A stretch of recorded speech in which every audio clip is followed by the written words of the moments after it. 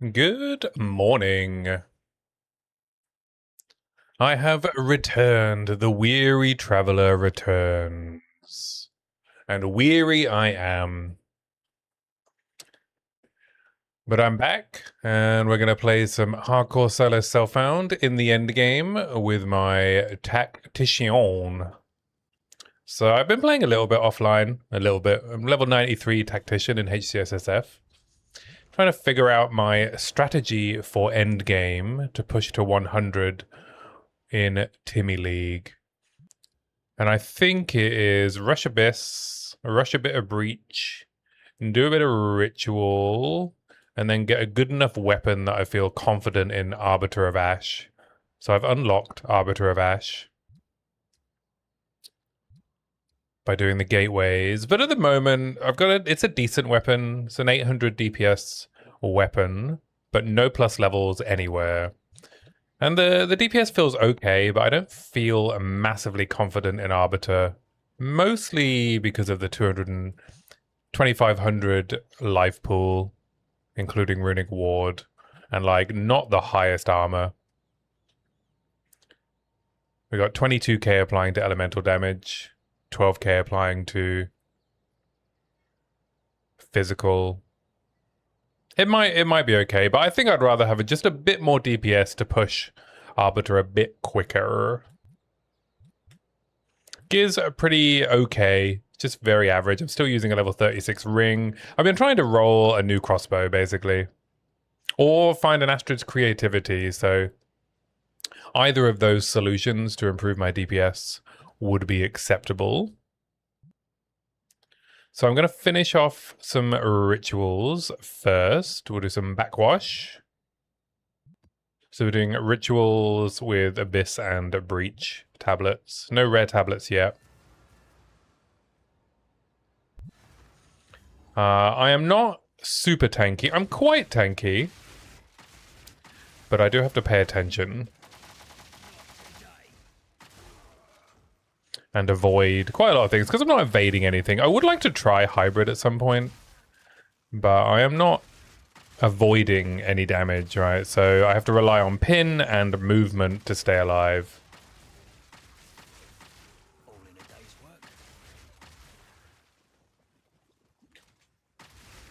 So I've had a few dicey situations where I've gone down to my Runic Ward pool, as you might expect with such a low life pool. I could craft an amulet that gives me a lot more life. This is an option,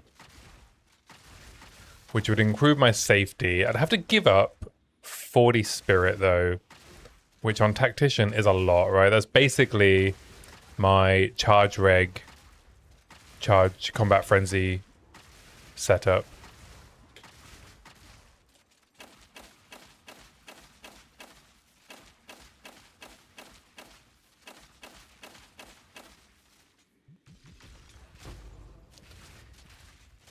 I do like Stormblast Bolts for essence monsters though. You can just preload on an essence and you're all good to go.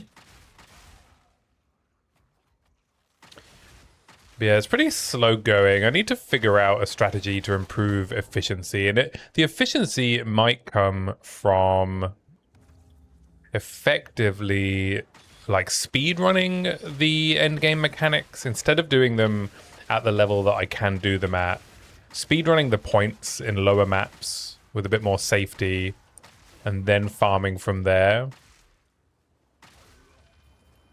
Because I just need access to quite a lot of crafting materials in order to have the best chance of getting some endgame gear.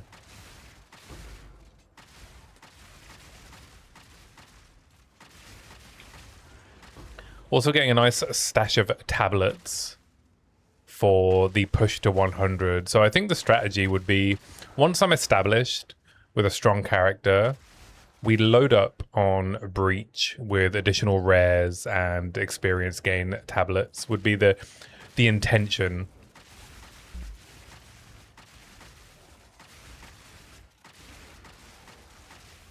I think that will be my strategy to try and push to 100 in the limited time that I have before the music festival. Though League Start weekend for Timmy League is going to be a bit of a challenge. Because I have plans on the Friday night and all day and all night on the Saturday. So I'm not really free to start grinding Timmy League until Sunday. Which puts me a full day behind anyone else racing to be Martyr.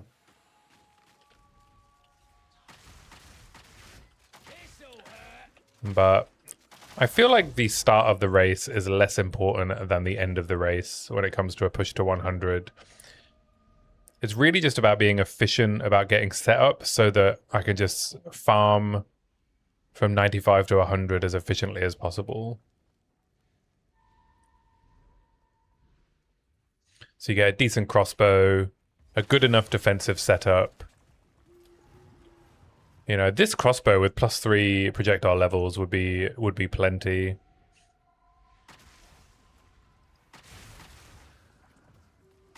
It's a pretty good crossbow.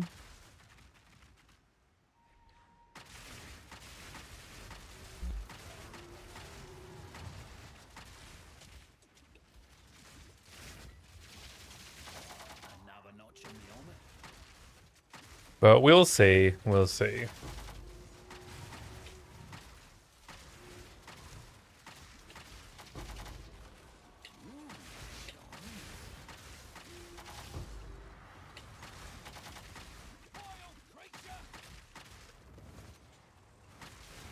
Yeah, I don't know what the, you know, I think I saw on whatever media's podcast, Mr. Machi is also planning on trying to push for the Martyr of Timmy League. I'm assuming Blaze is going to have a go as well. So I don't know if I don't know if I'll have the amount of free time necessary. Because come the 12th of August, I'll be out for 5 days at a music festival with no hope of grinding. So I would effectively have to hope that everyone trying to push to 100 like dies in those 5 days. Like the strategy of hoping everyone else is bad. Because I don't know if it's even possible. I mean, I think what best case scenario, right? We're probably looking at 100 hours game time to hit 100 in Timmy League. That's probably best case scenario for me. I don't see it being much faster than that. Or even, I'm not even sure if I will be as fast as that.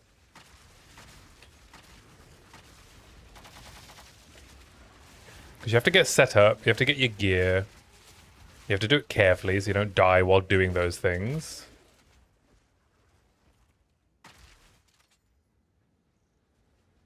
Trying not to get one shot by a meteor shrine.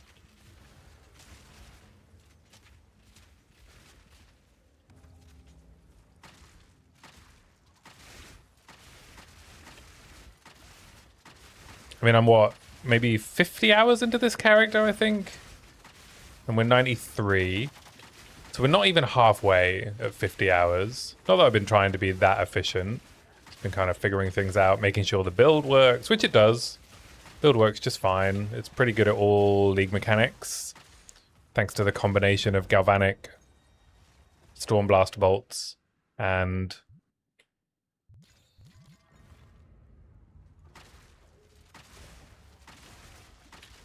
Shockburst Rounds.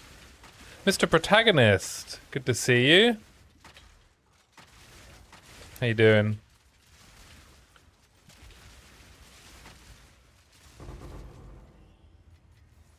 Seven what?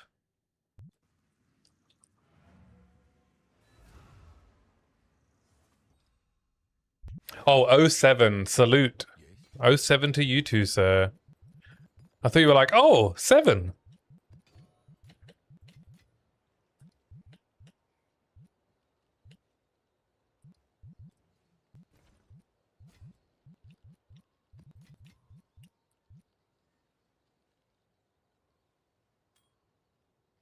You've decided to bite the bullet and level a gemling. Well, it is very fun. What build are you going to play? That's a nice helm. T2 flat, T2 hybrid, T1 rarity, and T2 lightning rares. Pretty good helm. Throw that over here. It's worth probably crafting a bit more on if I need to. If you must. Apparently, Ice Shot gets movement speed penalty reduction. So you can zoom around with Ice Shot. Why the hell not?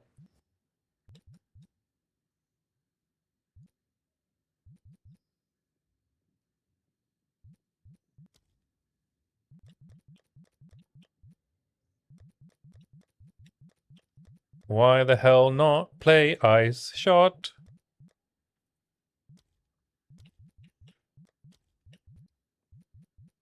Don't think I need power treads or infinite pursuits, so we'll just offer my tribute to the king.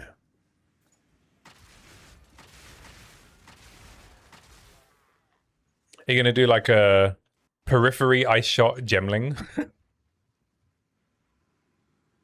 Would that work as well as it would on as it did on Martial Artist?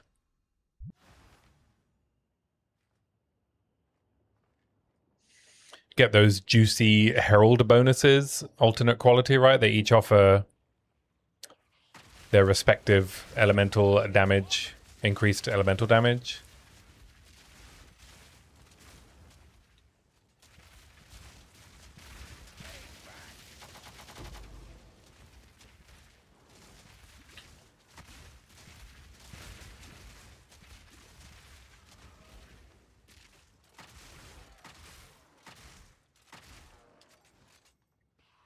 I was thinking of converting this guy into a gemling for the extra, like when I have good endgame gear. The extra bolts loaded on Galvanic Shards would make the push to 100 probably a bit quicker, as I'll be mostly mapping.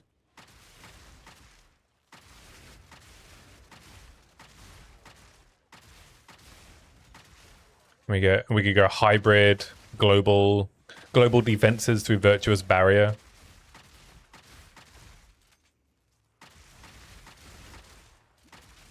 The reload speed stuff and the extra bolts. Yeah, it seems so, right?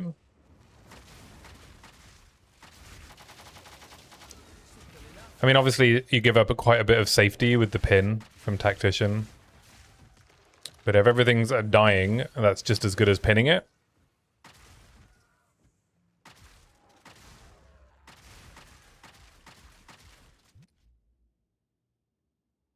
Once I found out you can pretty comfortably reach north of 40 quality pretty easily, I was looking through what you could boost. The fact it's a more multiplier. What gets more reload speed?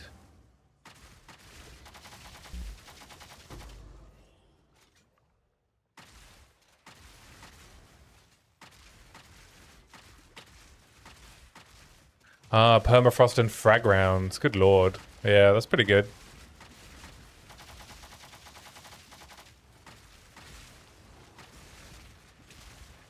Jesus Christ, that guy has 4 modifiers.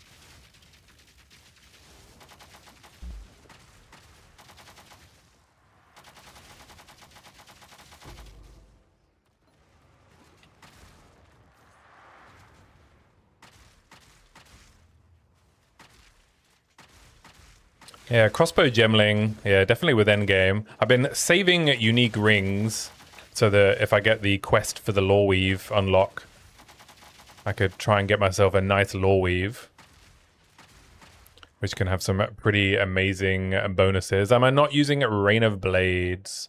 I am not. Should I be? I heard it was bad.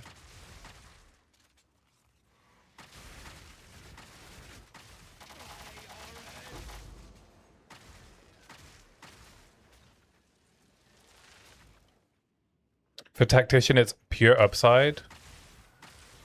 How so? Why on Tactician? Because of pin?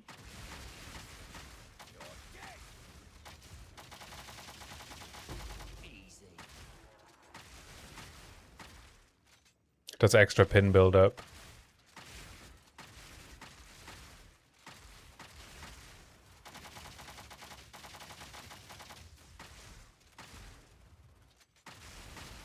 But I'd have to give up another support for it, right?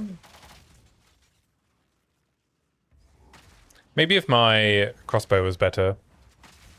I feel like I need the damage and the fork.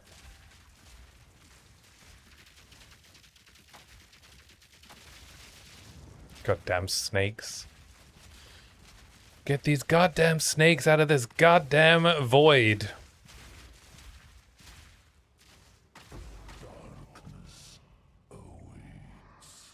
It's a buff. Oh, it's not a support, right? Oh. Well, next time I see it in a remnant, I will pick it up. Gotta stay quick.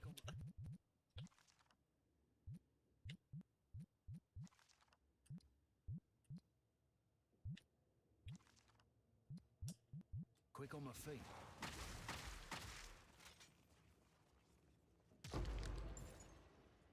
Yeah, this character is very basic. You know, basic gear, basic abilities.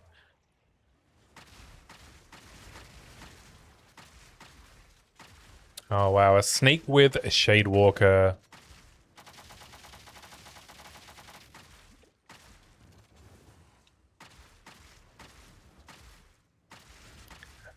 Bubonic Trail, Shade Walker, Amanatmu's Void.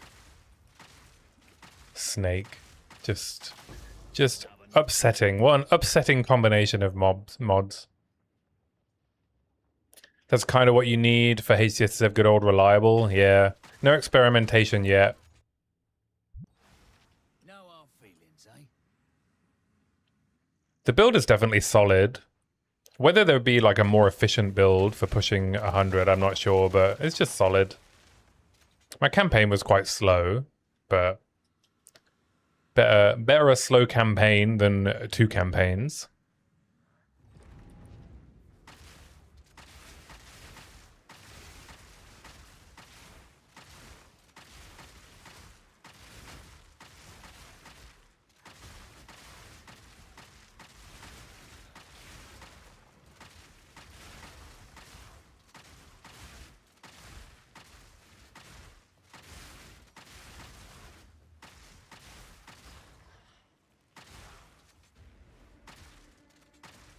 Are you going to be playing Timmy League, Mr. Protagonist?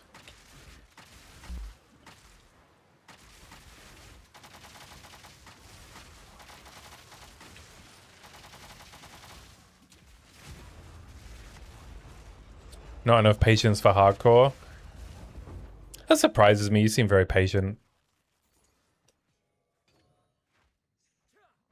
Or you don't have the patience to recover from a death, rather than the patience that you have for doing weeks of testing and spreadsheets. One down. Who's next?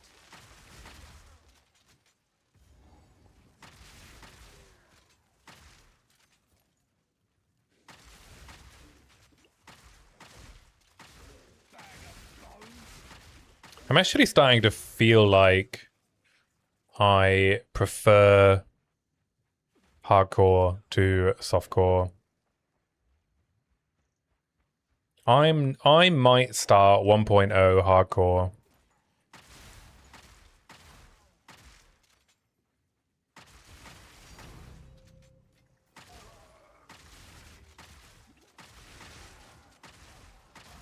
Don't have the sustained focus to stay locked in on hardcore. You don't particularly enjoy the playstyle. Yeah, fair enough. You just want to blast. It definitely, you know, unless you're playing some like, you know, ES or life stacking build, yeah. I do feel like I have to be constantly paying attention.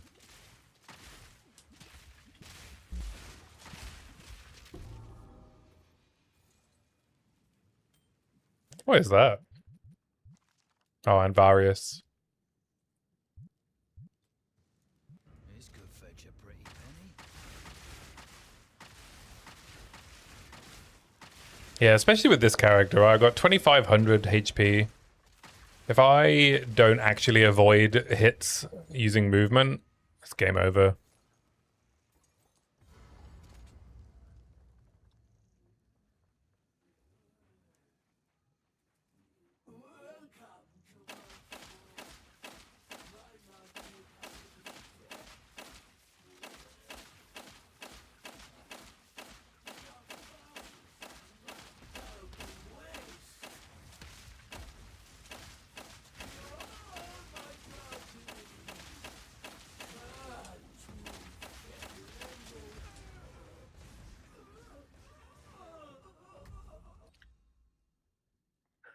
Wonder if there's a way to scale more defenses into offense. Skin of the Lords build sounds fun, but I don't know if you can make it work. Yeah, I saw some posts on Reddit about how people are getting like 250k armor or something with Skin of the... Is it Skin of the Lords or Skin of the Loyal?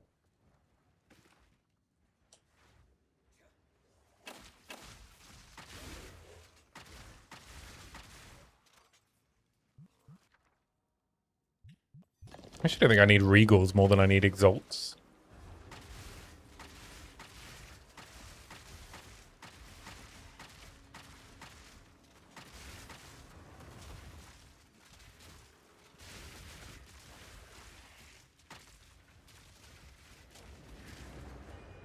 I also saw someone post on Reddit that armor doesn't work because they're doing a Skin of the Lords build on a Smith of Katava and they're still getting one shot in maps. My only assumption there is they must be just not avoiding anything and just assuming that it doesn't matter what the attack is, you can stand in it. I don't know how you're dying on an armor build with 250k armor and armor applies to Ellie.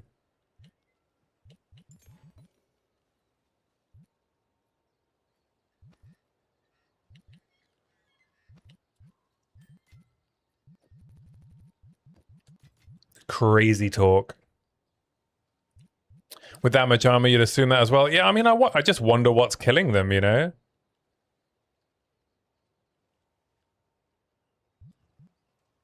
Yes.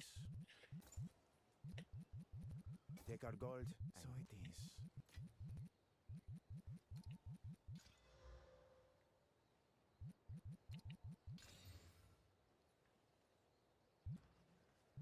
What could possibly be killing them? My first thought was maybe it's filthy crones. Yeah, degens or filthy crones hex blast, right? Still terrifying. Mr. Blader, how you doing, buddy?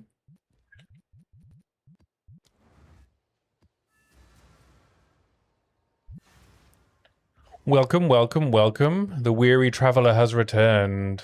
40,000 lines of code in your ARPG mod.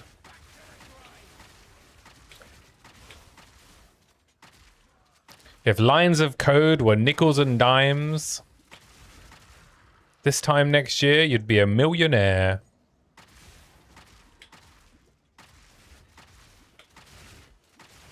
You got a bunch of currency / crafting done. Are we still talking about the mod or your end of league crafting projects in the mod? Right.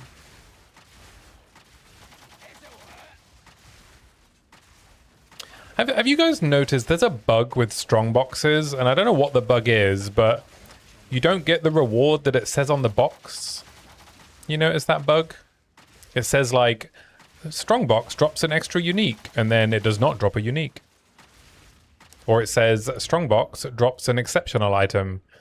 And then, can you guess what happens? No exceptional item drops.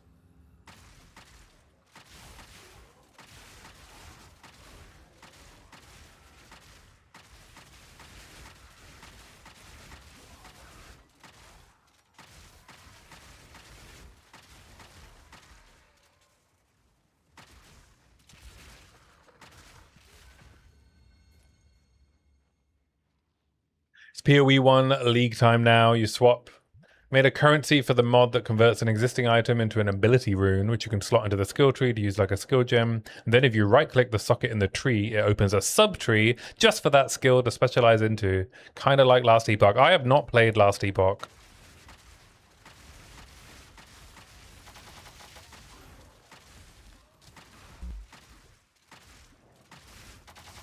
Get jump scare on this Shroud Walker.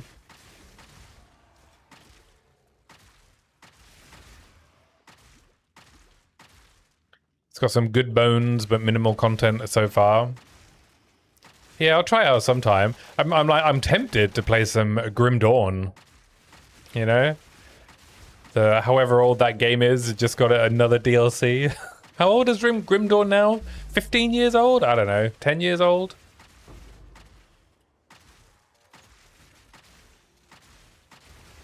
I liked Grim Dawn. I haven't played it in a long time. 9 years old. Absolute chads.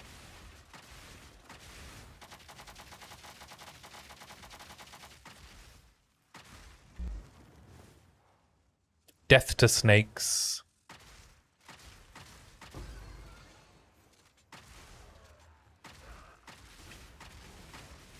Oh, those physical degens, man. They just melt my health pool.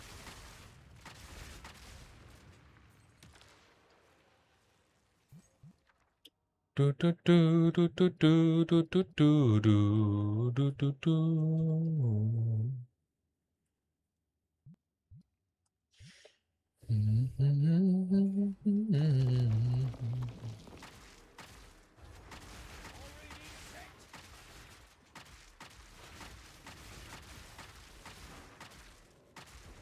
I should have got asked to add a materials like Grim Dawn into my mod by a developer for a game I'm making. The mod for materials are basically runes in POE 2. Nice.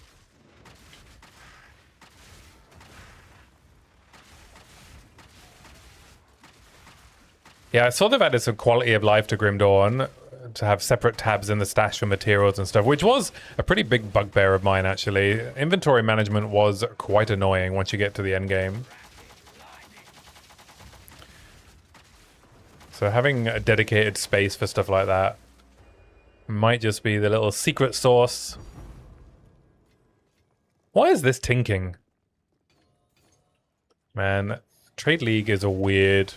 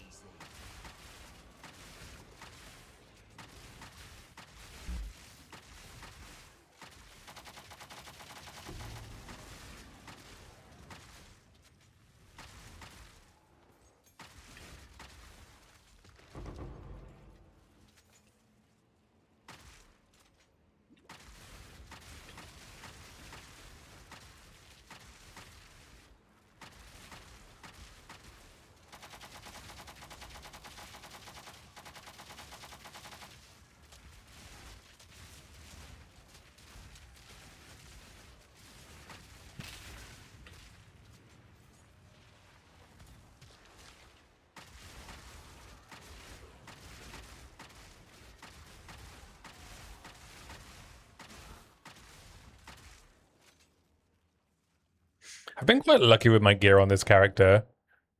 I Exalt slammed this belt with a triple res and life and mana on a plate base.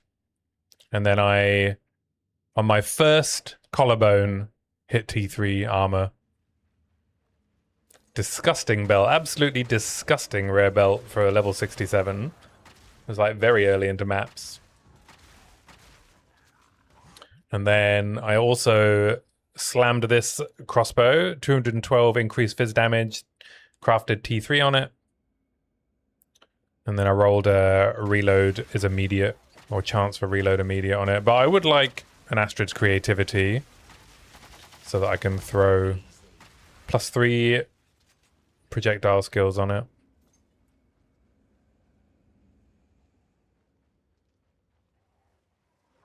And then I can masterwork rune it. and maybe divine it a bit.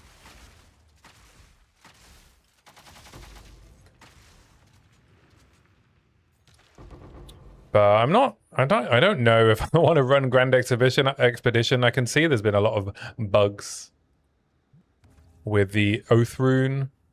I'm actually a bit surprised that they've not fixed some of the more egregious bugs that people have been reporting.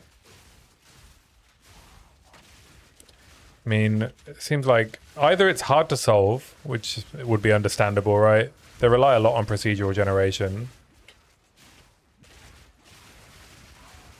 So I imagine maybe solving the Oath Rune problem is not as straightforward as it might appear, but... And they're going to have to save it for the economy reset leagues. They had to flop devs to POE 1. Maybe. I mean, that goes against what they've communicated, right? That they have separate teams now.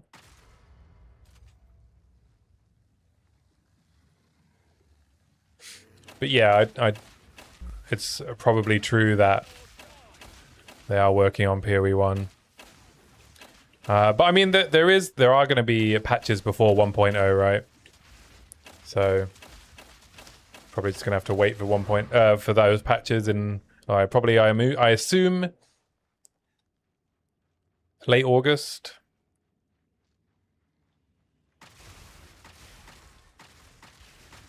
They said they have separate teams that stay on each game, but they still flop back and forth.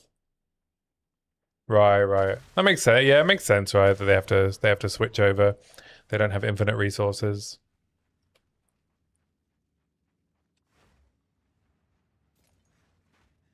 But yeah, I don't think I'm going to play Curse of the All Flame. Thankfully, the challenge rewards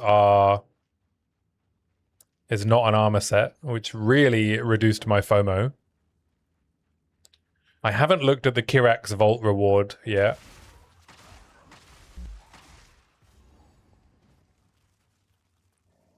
But if the Kirax Vault reward is a really nice armor set, it probably wouldn't be too difficult at some point to just go and get the map completion for it. All right, that's like much easier than doing the challenges.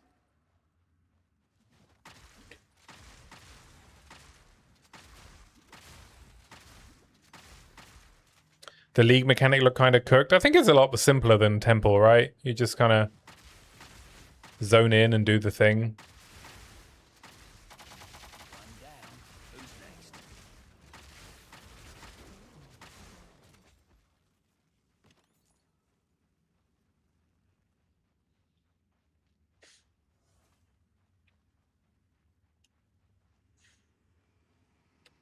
But yeah, I don't know if I could face doing the challenges again.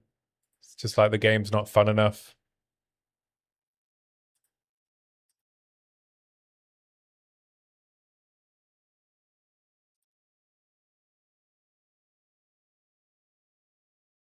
All right, so what is it like a... Yeah, it looks like a pretty basic armor set. Does it glow? Was it like a priest type armor set thing?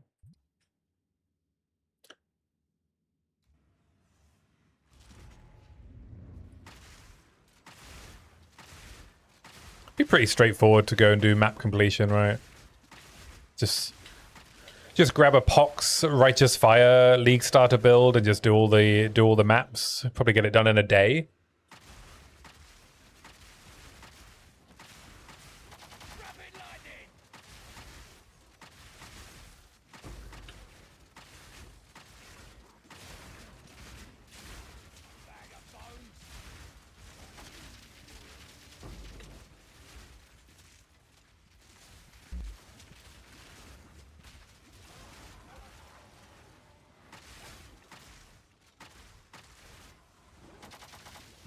Oh, getting a bit overwhelmed. All in a day's work.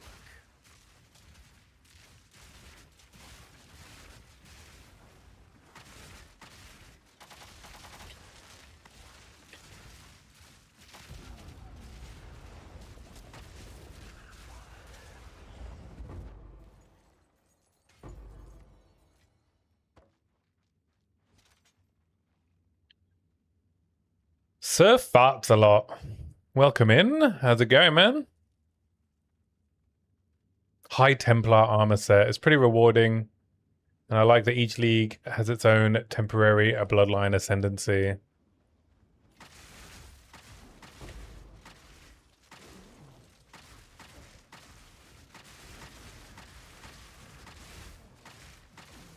Yeah. Maybe I'll grab the armor set then at some point, but no rush, you know, we've got many months of the league. Oh, rare unique item. Whatever could it be? A chant shard, perhaps?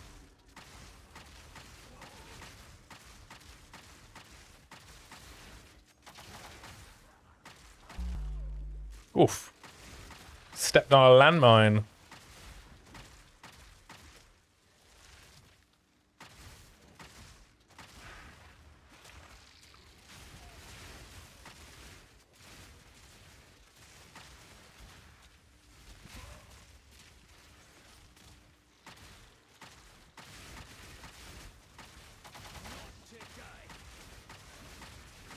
I am feeling though that the spikiness of the damage in Endgame has been leveled out quite a bit.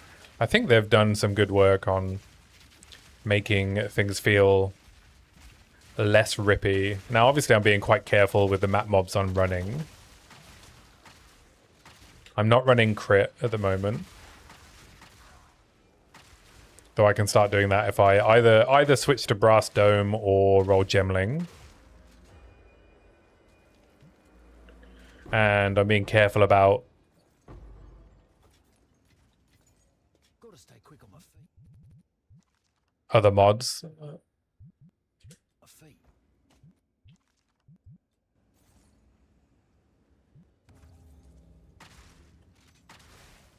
Don't kill me. Uh-oh.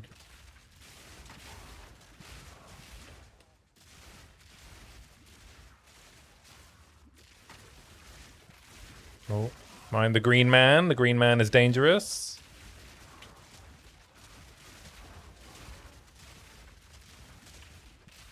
Okay, we gotta get out of here, but there's a cloud in the way. I think we can go around here.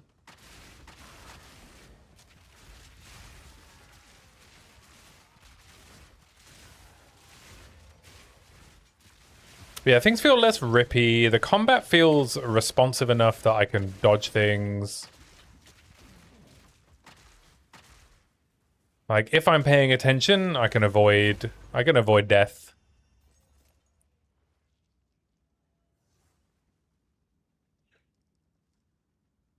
Soon to be a chance shard.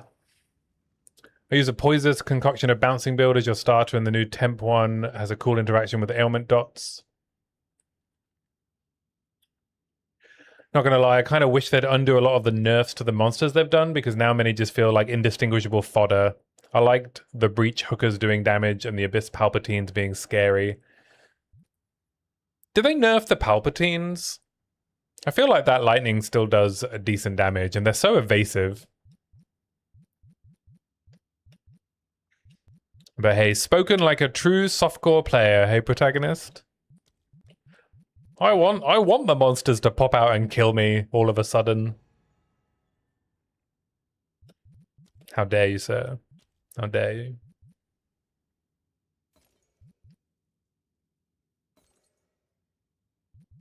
Yeah, I remember the Palpatines doing lots of damage. I feel like they still do decent damage.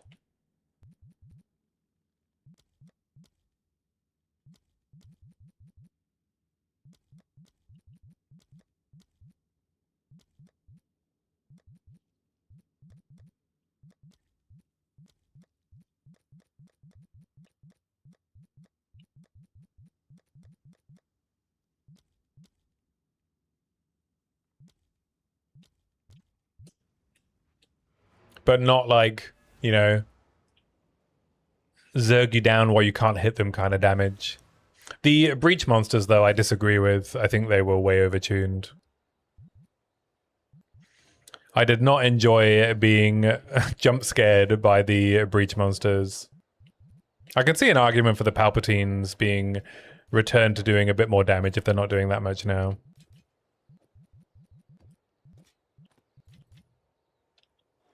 Blood price.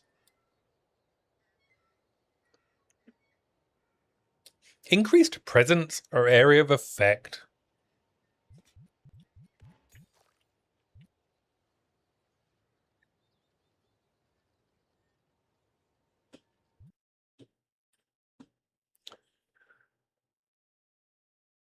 On this topic, one thing this league got a lot worse was how many freaking explosions and ground degens, especially for expedition. Yeah. I find myself standing around quite a lot waiting for explosions to go off. I don't disagree with you there. Hello. I would rather the danger come from the actual monsters.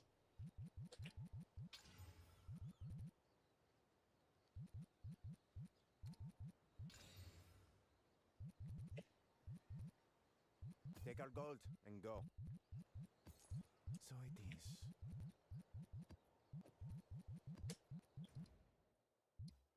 How's a melee character supposed to do anything with all that? It's got to be a nightmare, I imagine. Feel like this league especially, we're fighting mods, not mobs.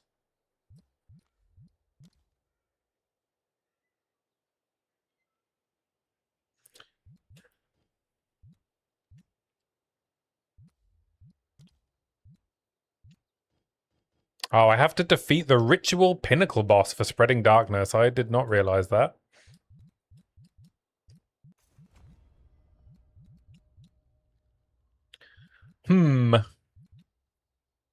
Gotta kill the Bodak? That's scary.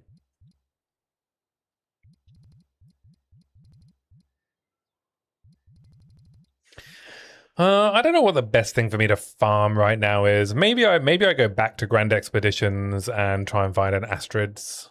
I don't know how rare are Astrids?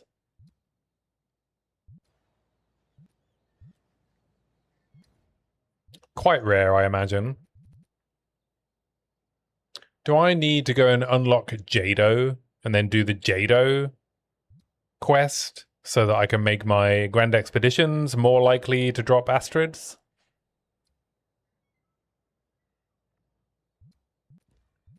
Maybe.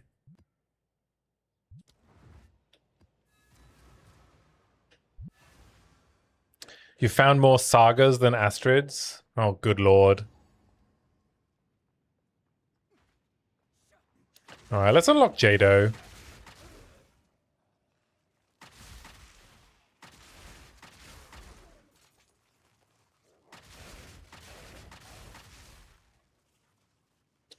And in the meantime, I'll farm Breach and Abyss so that I can just keep, you know, re-rolling some crossbows that don't currently have a crafted mod on them, so that if I manage to hit a decent fizz percentage roll, I can craft +3 attack skills on them.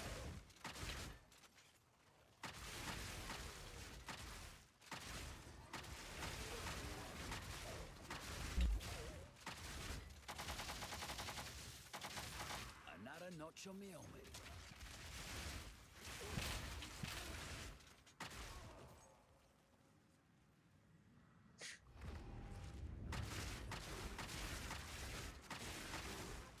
Yeah, I don't know what my DPS is at the moment, like 500,000 maybe on Stormblast Bolts.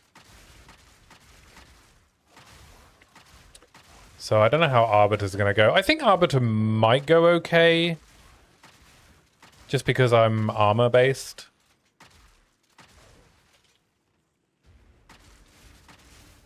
Barring me messing up the mechanics, which is perfectly possible that I do.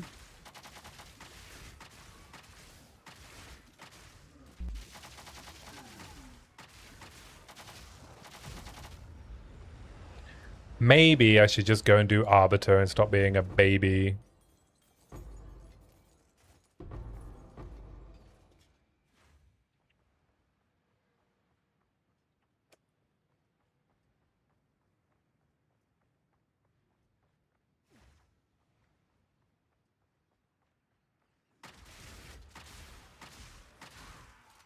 How hard could he be, really?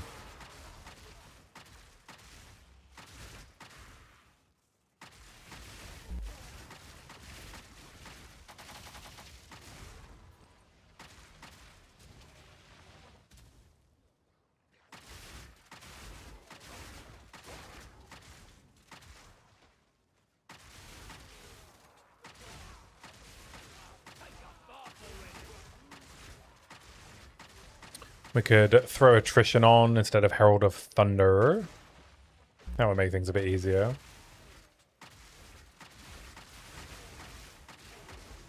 Rapid lightning.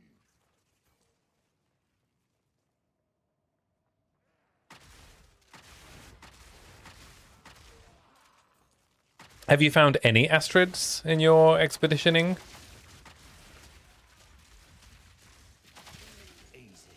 Have you found more than 0? You have, okay.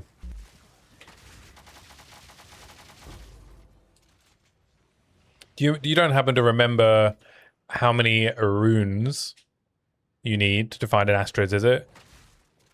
Is it a 9 rune recipe?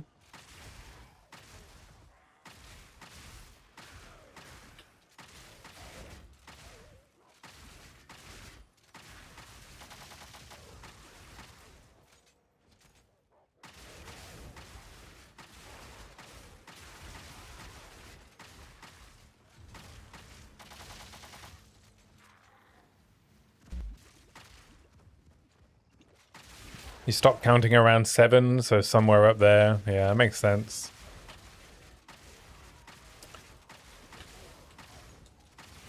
So I should probably do some more grand expeditions then. At least to unlock the points so that I can buy liquid verisium.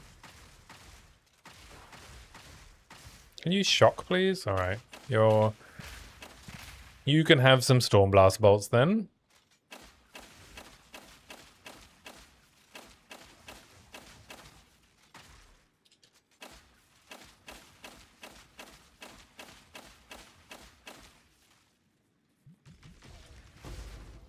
With Expedition, you don't need to juice map tier or rarity. Yeah, that's why I'm going to unlock Jado so we can get the reroll. That's all I want.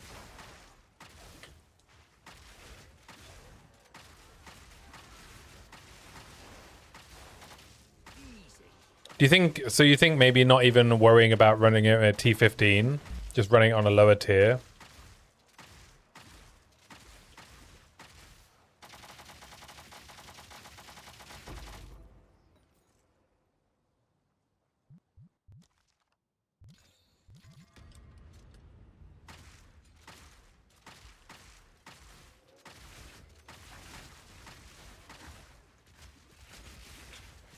I found with this character, the best strategy was to basically rush to T11 or 12 and then hang around there for a while.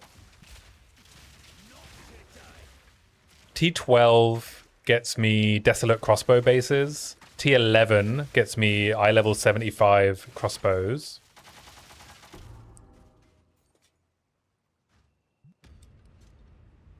Gotta stay quick on my feet. For T2 fizz percentage.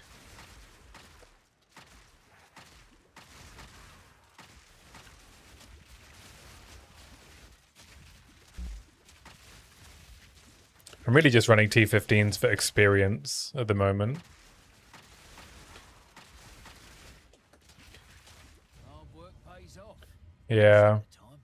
But hey, if I'm doing the Grand Expeditions to set myself up for an experience push, then probably makes more sense to make the farm for the items quicker at the expense of the experience. In it, blood. You get me. Oh man, if only that T1 accuracy was anything else. Still pretty good helm.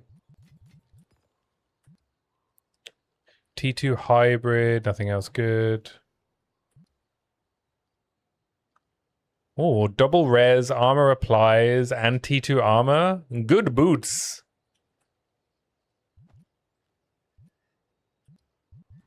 Hello. Play Amazon. All gold is worth more. Fine. Huh?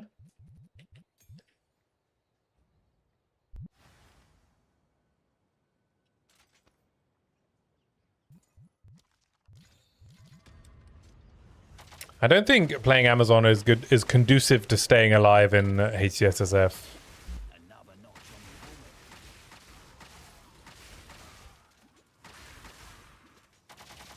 I would not class Amazon as a tanky ascendancy.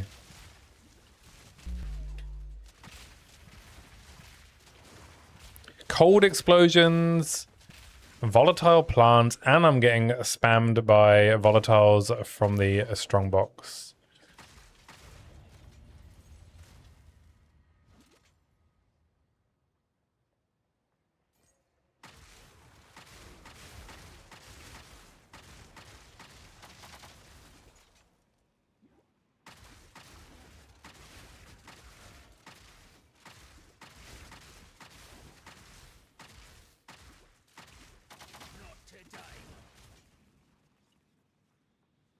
Being able to use mana and life flask to heal the other isn't bad.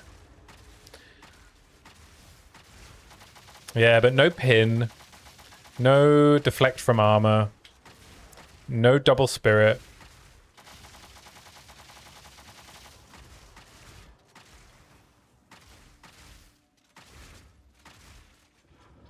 Maybe if I already had gear, Amazon would be okay, but I don't think I would league start Amazon.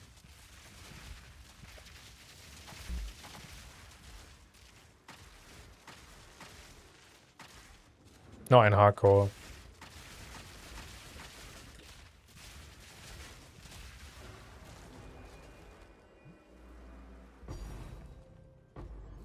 I've got like 30 divines, and at the moment, nothing really to use them on.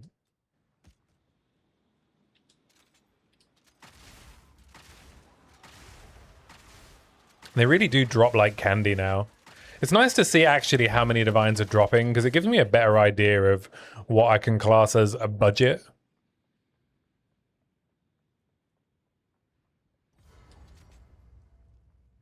Alright, I'll do that abyss in a sec. Let's do the boss.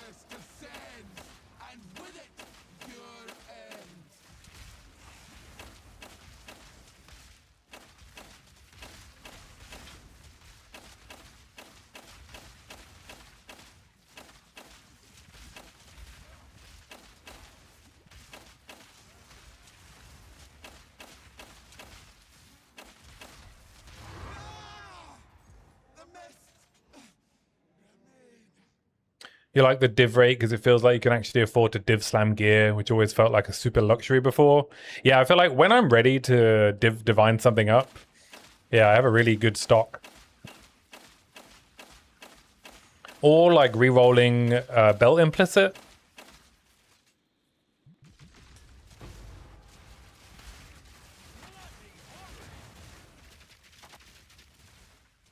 Oh, there's an Aminamu's Voidal, Shade Walker. Oh, runes. Invincible snake. Yeah. Fucking snakes.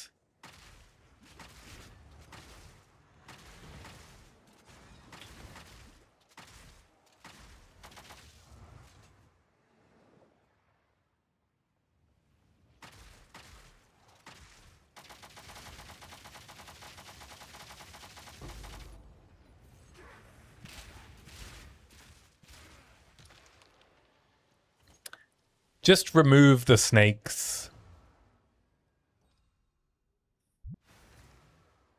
Yeah, I mean, what do we think would be a budget divine, a low divine? What am I trying to say?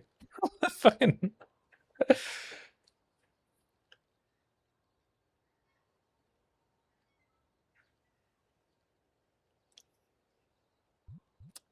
What would be the number of divines that would constitute a low budget now? Like 50?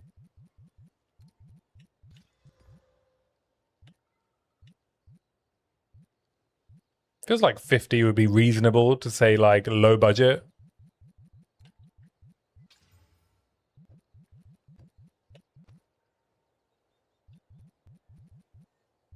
Yes.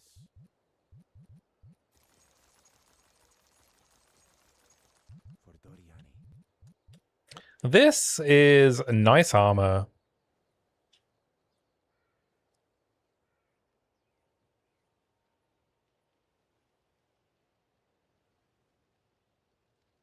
Because I feel like hybrid gear has less of a penalty to their stats in exchange for Runic Ward. Oh, maybe I'm wrong.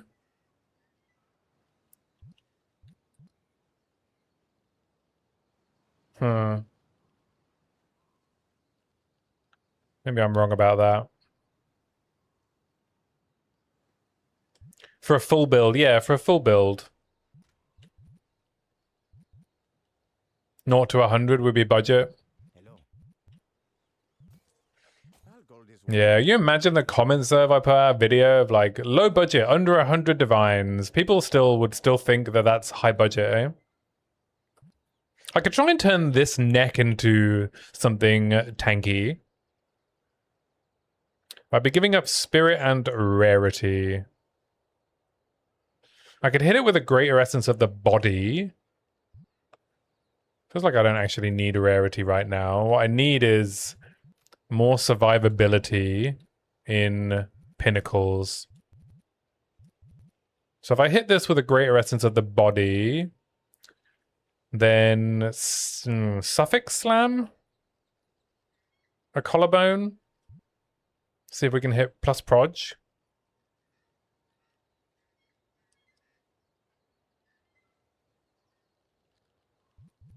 And use this as like a bossing neck.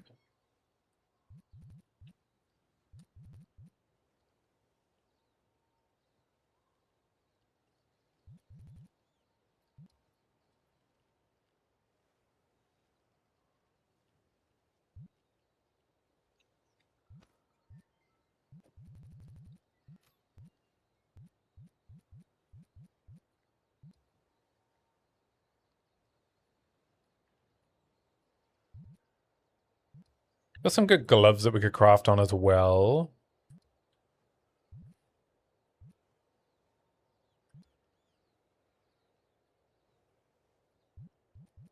Man, like gear juggling, it just does my head in.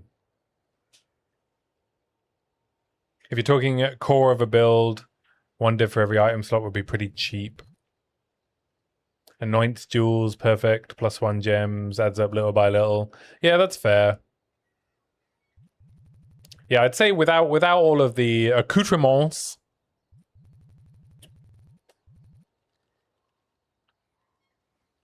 Like perfect jewelers. I mean, what I'm at on this character, I'm at 50 hours on this character. We are level 93. I have found 1 perfect jeweler's orb on the floor, and I have found 1 perfect jeweler's orb from a remnant.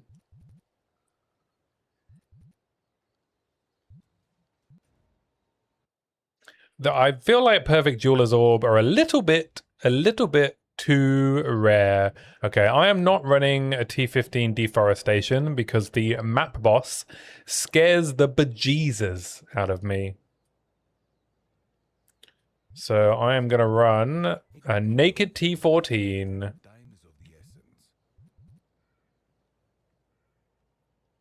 On trade, craniums are apparently going for 10 div a pop. Oh, they're quite common from Abyssal Depths. I say common, I've got 2. But I see what you mean, right? Like, yeah, I mean, that's inflation though, right? At League Star, they were still quite expensive at League Star, but that was before they buffed ancient desecrated currency drop rates, right? Because now it seems like you're guaranteed a desecrated currency from Abyssal Depths, which makes it way more likely craniums are going to drop.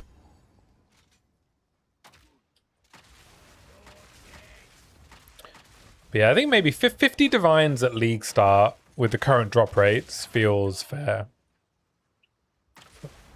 To class something as budget. I don't know why. I don't want to open an arcane strongbox. Even if it's full of foci.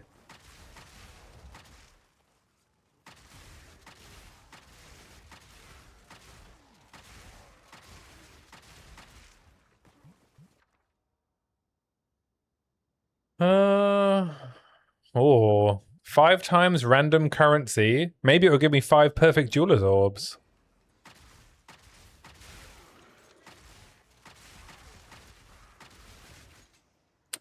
Is this part of... Yeah, it is part of the expedition. All right. I'm going to do random currency because I like living life on the edge. Oh, here we go. Rain of Blades, eh?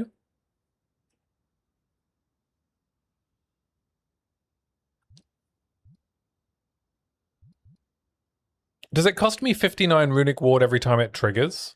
Or to reserve? Oh, each time I cast it. Right. I get 5. Oh, I have to cast it?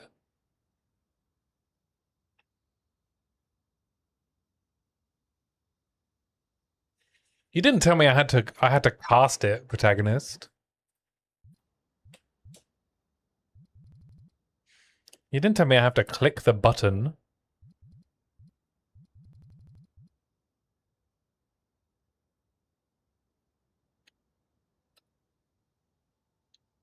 You don't need to use it. It can be kind of annoying. It feels like, because I'm playing Galvanic Shards, my coverage of pin is pretty good.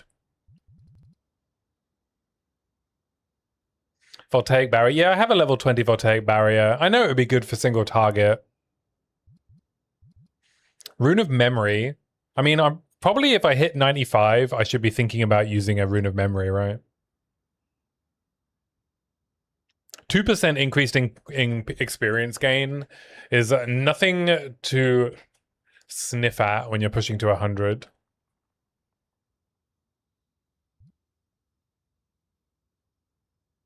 Yeah, I know Rune of the Sky is good. I've got one in my stash. But I don't want to equip it because I'm hoping to find an Astrid's Creativity, and I only had one. But now if I've got 2, I can throw one in. I mean, this character's not going to go to 100 because Timmy League is Friday.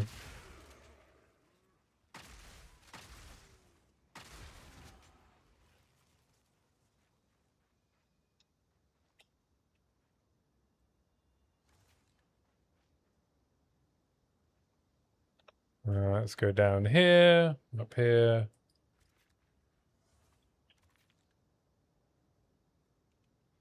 Did I tell you I've hustled into a side business? No, you didn't, Blader. Though I haven't been around for a while. What's your side business? You're a very active person, eh, Blader? You're always working on something. You got way better work ethic than me. I'm a lazy AF.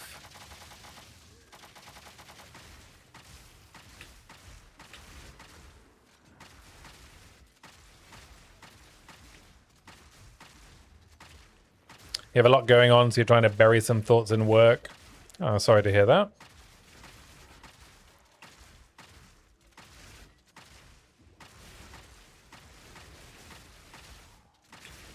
You host video game servers. What kind of games?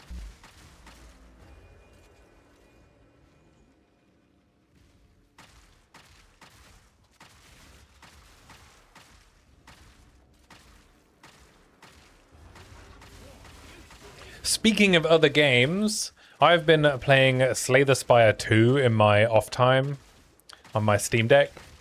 And after 115 hours, I have defeated Ascension 10 with all 5 classes. And I'm now going for a rotating streak.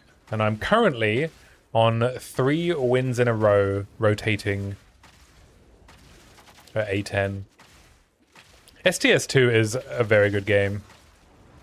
And it's still just in beta.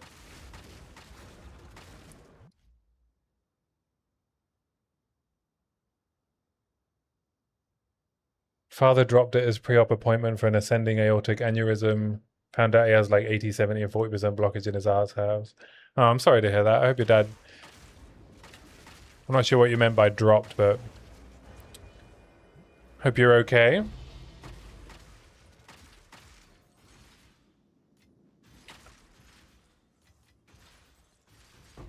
Oh, right. Okay. Yeah, I wasn't sure if you were saying dropped as a code for something else, right? Well, I hope he's recovering. That sounds very scary.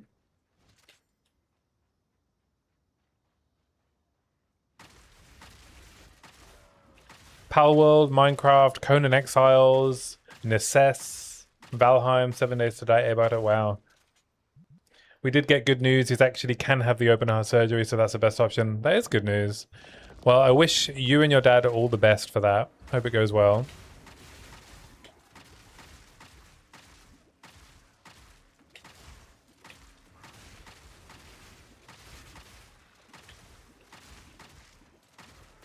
Been a hell of a roller coaster, yeah, I bet, bud.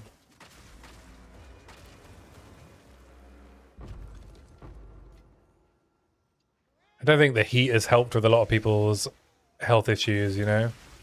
All these heat waves we've been getting and droughts.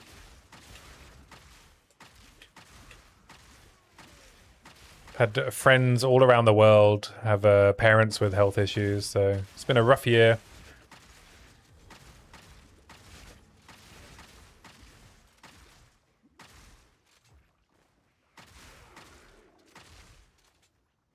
I guess we're also getting to that age, eh? Where our parents and friends of parents are getting quite old.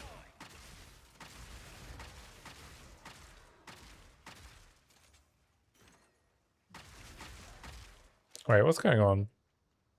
Did I just find a second remnant? Oh, right, yeah, right. I have a chance at a second remnant in maps. I did server hosting because it's a passive income once I get all the bugs coded out. I have several rack-mounted servers as well. Might as well use them. Mate, your house must be roasting hot. My office gets hot enough with just my Path of Exile PC.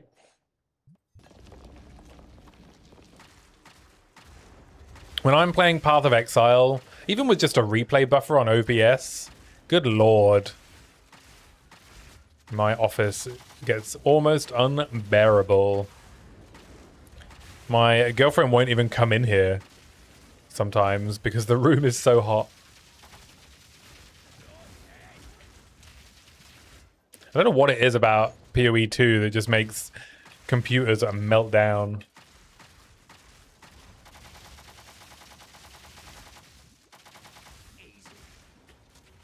Don't need a space heater in the winter if you're playing the PS5.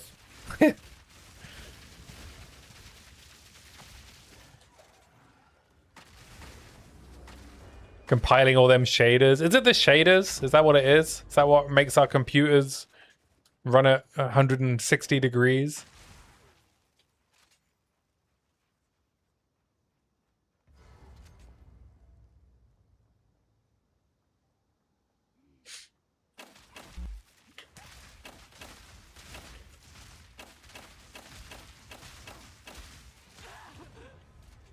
This boss is so scary. I came in here in a 4 mod T15 and she did so much damage to me. I just noped out and redid the map in a tier 1. If I get enough income, I'm gonna just install an extra mini split in the server closet. Yeah, I think we're gonna get aircon installed, proper aircon installed in the winter. It's too expensive to do it in the summer in the UK, obviously, because everyone wants it in the heat wave. But yeah, when things are a bit cheaper in the winter, we're gonna get 4-to-1. Get the old 4-to-1 split going.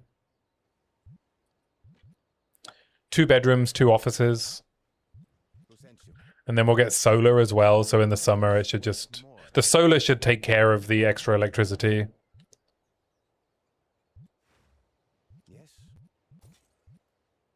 Because we don't drive, so it's not like we need EV charging or anything. Might as well use it on aircon.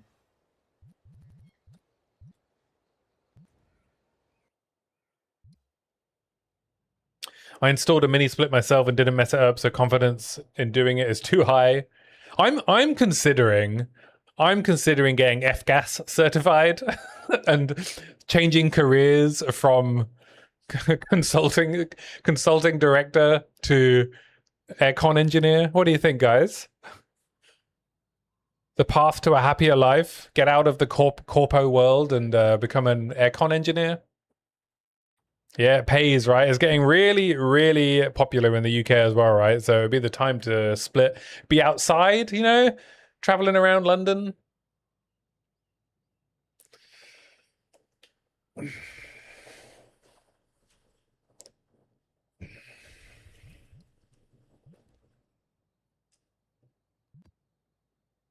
Frozen Falls. Is that the bird boss? I think the bird boss is fine.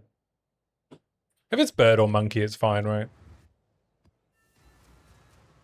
Demand will only grow, right? Feels like it's the time. I could become a heat pump engineer, right? I could just retrain in the trades.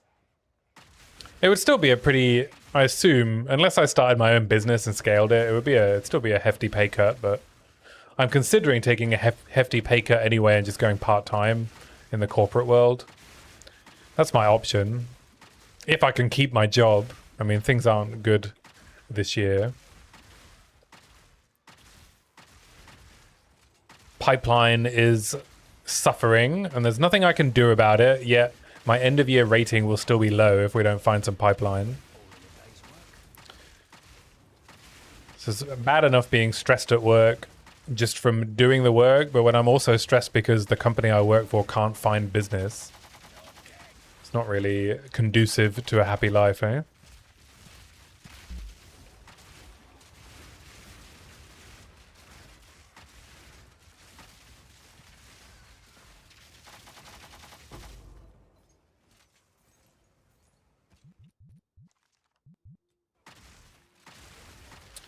So yeah, my plan was to see if I can cut down my spending over the course of the next, just under a year, and go part-time to 3 days a week next April.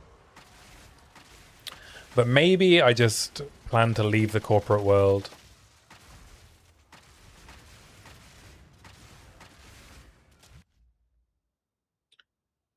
For about $1,500 to $2K, I can get a multi-split unit that has 5 outlets. Mini splits are both aircon and heat pumps, so they're great. Got a great customer, ordered 30 statues and was like, take your time finishing them. So I got front-loaded money, so I don't have to worry about money. Be back. Gotta drive my partner and sister-in-law to their job. Fair enough. Enjoy the drive. See you in a bit.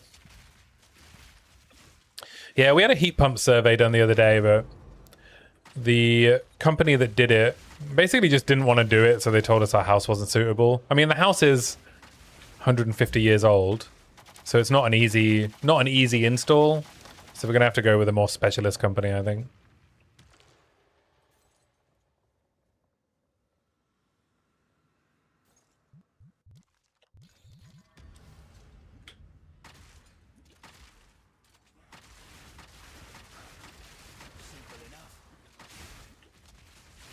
But yeah, I'm seriously considering a change of career.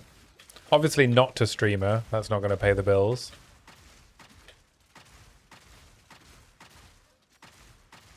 I think streaming must remain a hobby. If I had have to have relied on streaming income, I don't know, it sounds very stressful, you know? The freedom to not make videos when I'm not feeling it is too nice.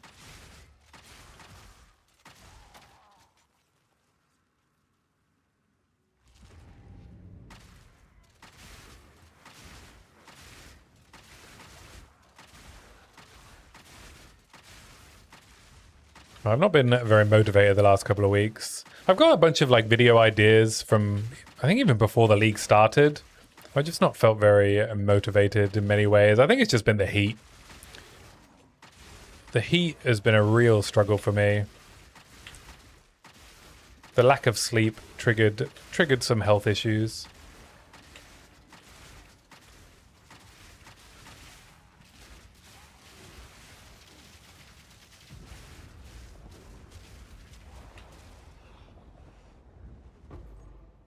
But it's nice to be back, just chilling with you guys.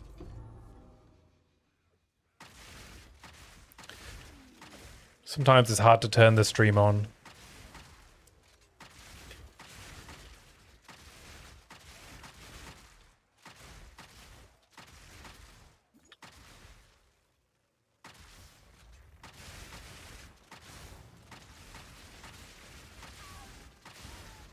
Yeah, I think my next video will probably be, you know, a swingy style video for Timmy League.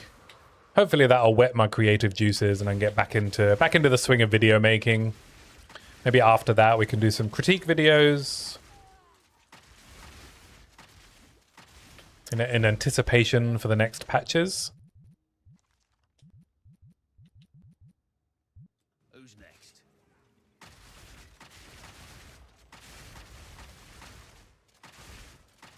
Take on Utopia and shove it.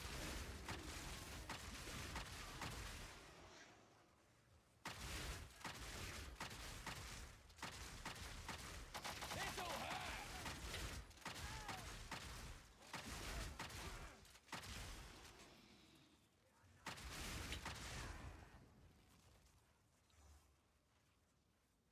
Did I click this? I did not.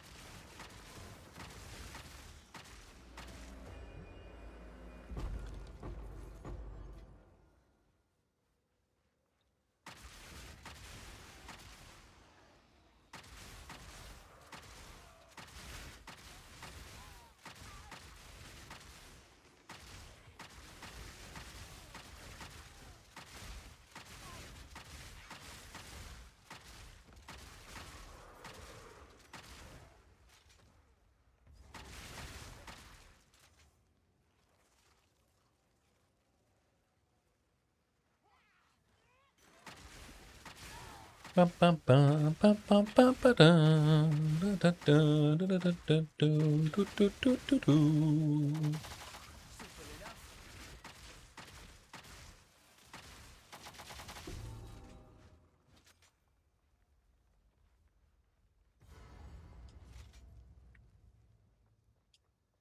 right, it's the bird. Oh, what the hell just hit me?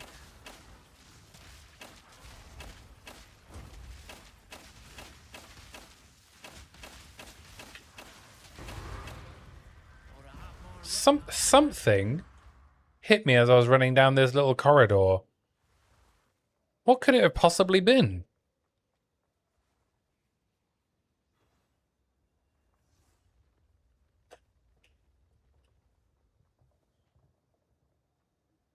There shouldn't have been anything in here, right? Weird.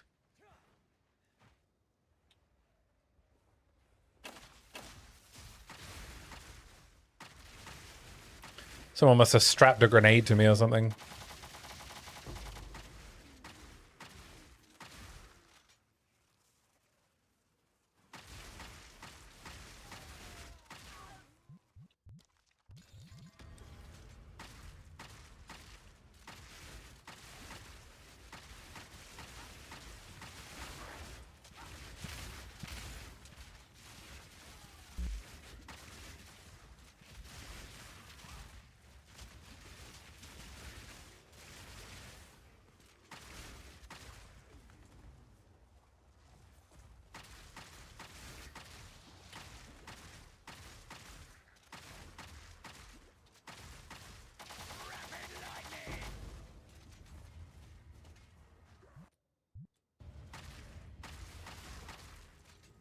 Alright, what's this over here? Oh, an enlightening shrine.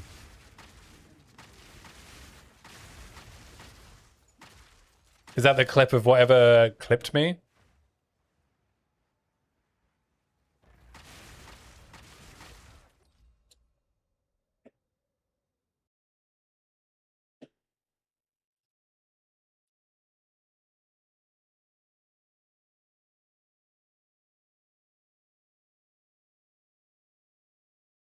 What are you?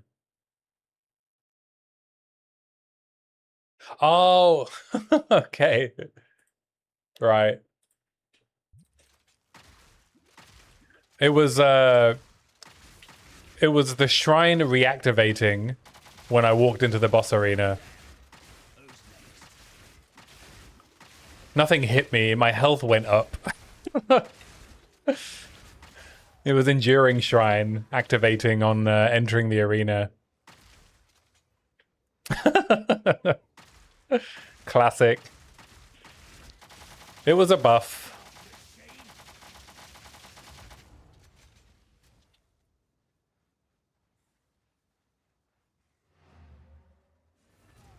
That's funny. Scared the shit out of me. Enduring shrines are sometimes such a jump scare.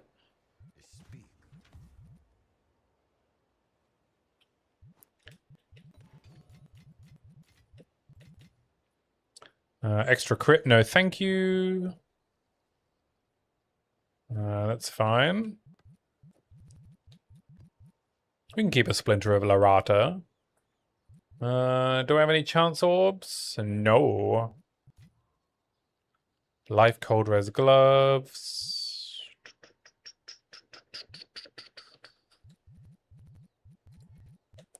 So, 19% attack speed. I think this deserves a perfect org. Top rolled attack speed definitely deserves perfect org. All right, come on, baby. Give me that fizz percentage. Come on. Papa needs a new car. T2 cold.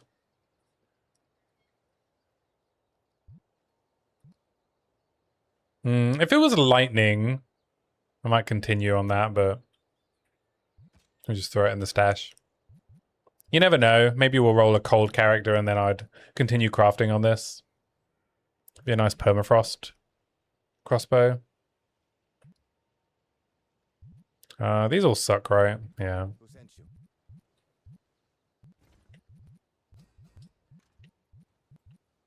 Who sent you? Sir Fartsalot, can you ask me questions? Of course, you're welcome to ask any questions you like. Well, not any question. You're welcome to ask any respectful questions that you like. You want to get into YouTube? I encourage it. DaVinci Resolve is what you looked at. That's what I use. Yeah, I use DaVinci. I used the free one for a while, and then I bought the editor keyboard, which came with Studio.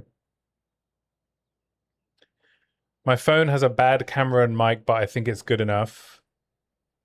What do I recommend for a mic? I use a Rode pod mic.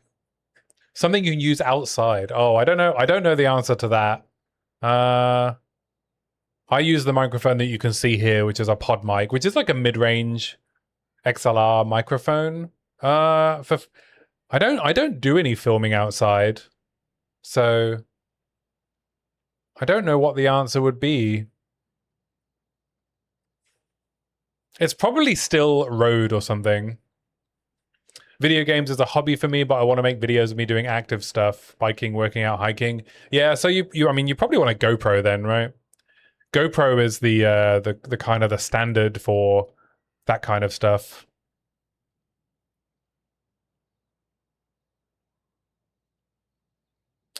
For outside, it's tough. You might want to look into lapel mics or one that you can attach to something like a card. Yeah. Yeah, with a little like muffler on it or whatever you call it.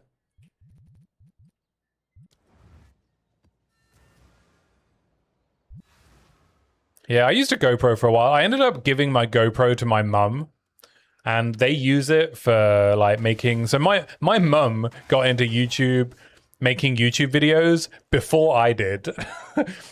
So they moved to Spain, and I had a GoPro that I was using. Well, I was making videos actually, but nothing you'd have seen. But I ended up giving the GoPro to my mum, and they used it for like diving. They used it underwater. They used it for making like motorbike videos, quad biking videos, mountain biking videos. And it's done really well.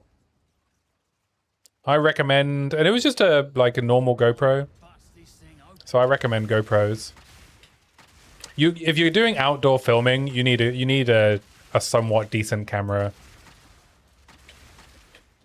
I know like modern iPhones apparently are quite good at that kind of stuff, but I'd still probably use a GoPro. You're a student, so limited on money. You can probably get a second-hand GoPro quite cheap.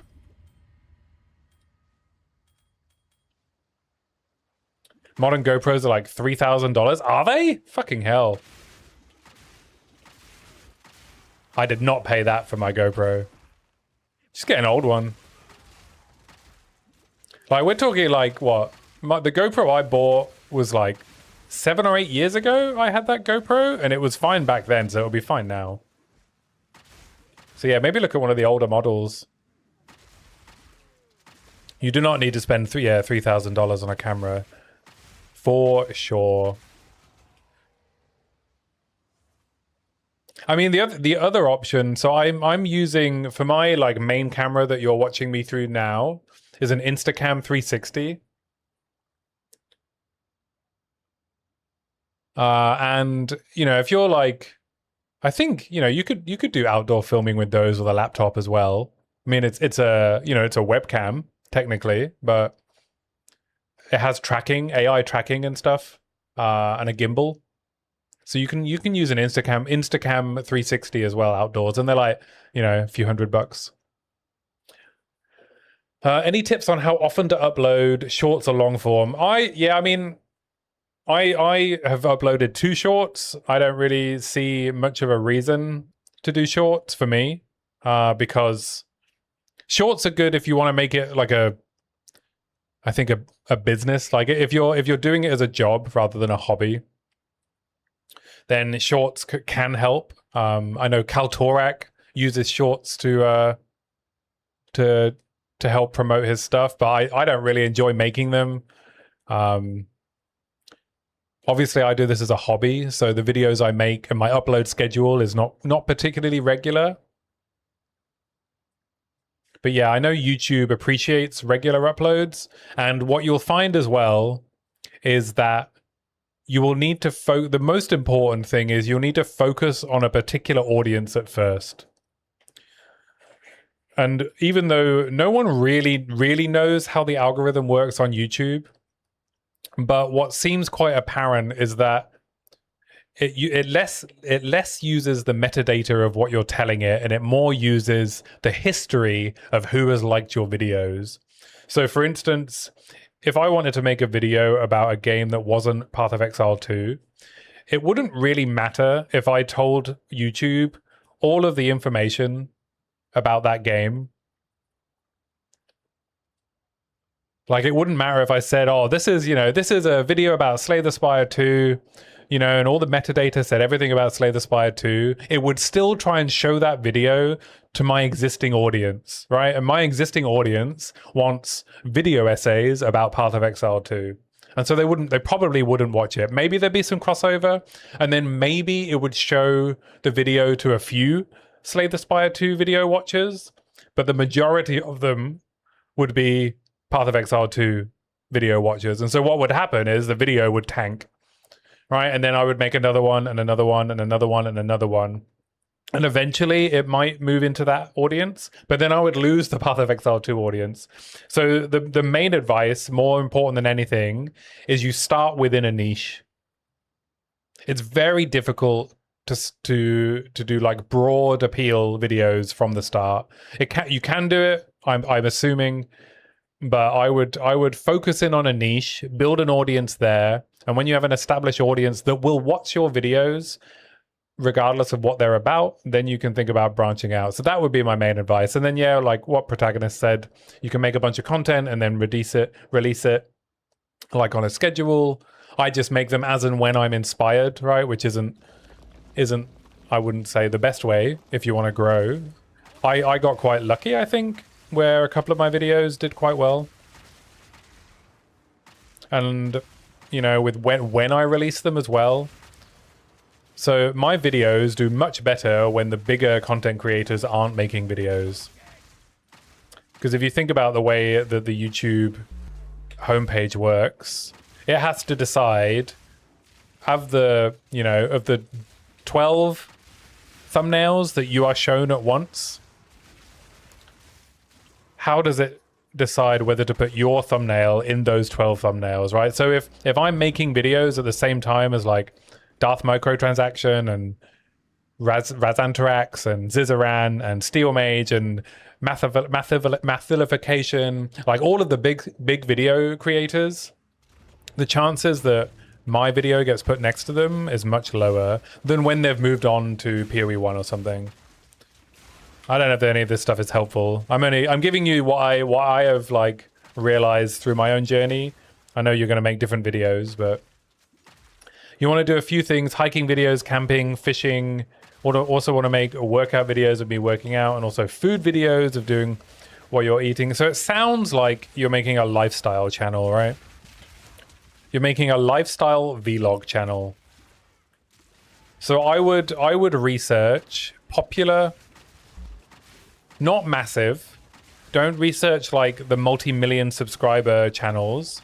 I would research the 100,000 subscriber channels for lifestyle vlogs, right? With that kind of content. And I would research those and look at what they do on the videos that do reasonably well, right? They're consistently performing videos will tell you the kind of things that you should be doing in order to reach their audience.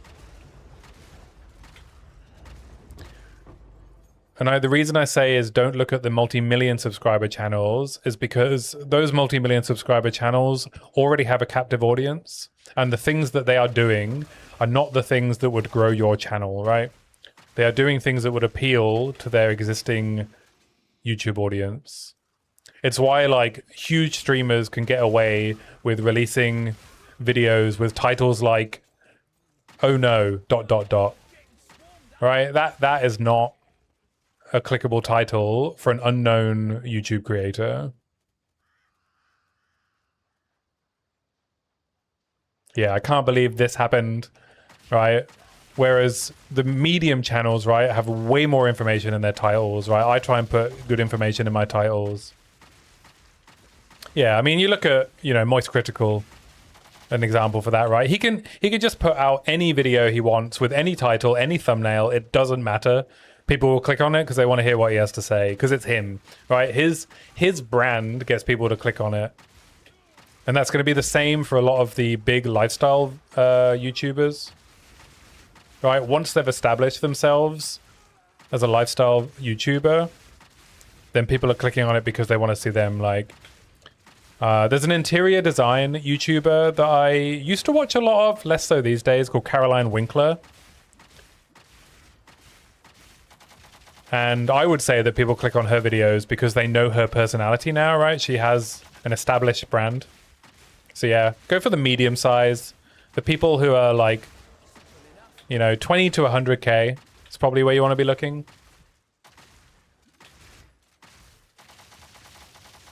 And that should give you the information you need to like start growing your channel. Just with like how they construct their thumbnails, how long they spend on their intro, how often they cut.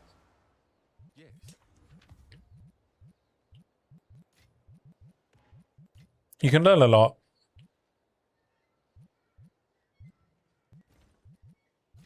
Hello. Acceptable.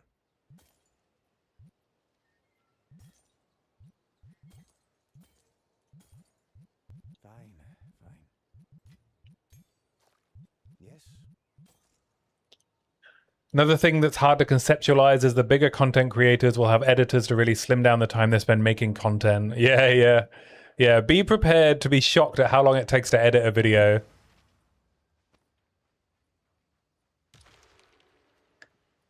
Yeah, I mean, in fact, if you want to see like the effort that goes into some of the really big YouTubers, Marcus Brownlee released a video where he showed the production process for his videos, and he basically has a TV studio producing his videos.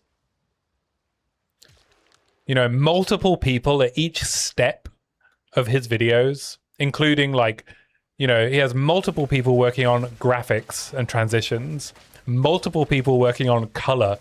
He has multiple people just colorizing his videos. Like the production quality of Brownlee's like output is insane. I did not realize. You know, he has storyboarding and timelining to prepare the videos.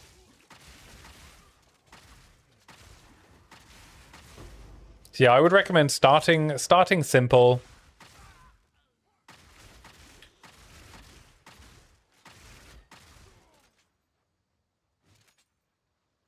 You know, if it's like a hiking video, it'd be like, oh, I found this like, you know, off the beaten track hiking path. And then you're going to want to intersperse it with some talking.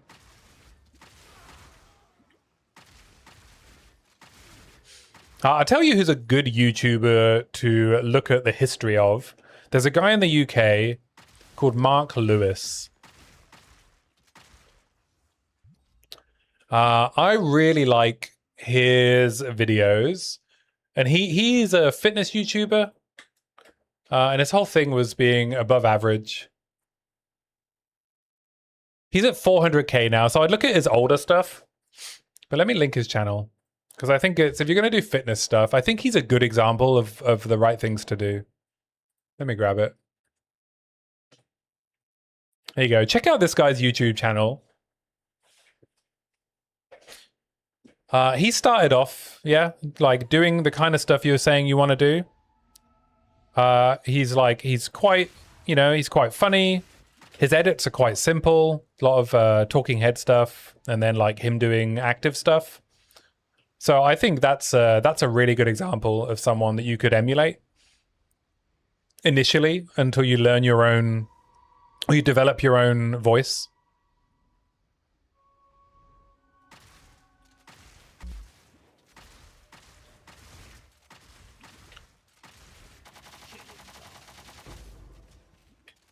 He's just also just a decent person, it seems like, you know, he's a good guy. He doesn't do much advertising. So he kind of started off, I think he did like a travel thing because of a bet with his son, I think he said, was like what inspired his like first video. Then he started doing like fitness stuff where, you know, he did this like fitness journey where he was like really overweight and then became like an above average athlete. And now he like lives on a farm in the countryside in the UK and makes videos about that. With a bit of fitness stuff thrown in between.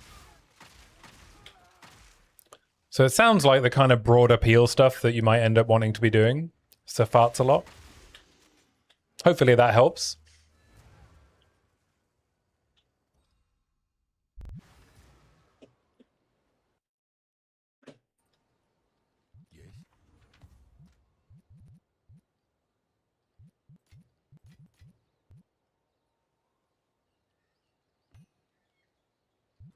What is it?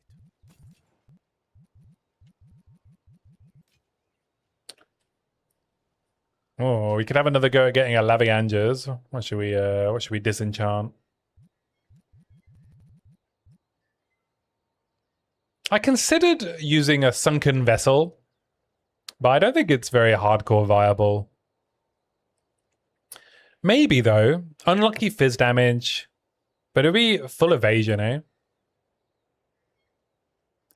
Do I know the Outdoor Boys? That guy got an insane amount of views and didn't follow standard practice for YouTube. Yes, I remember Outdoor Boys.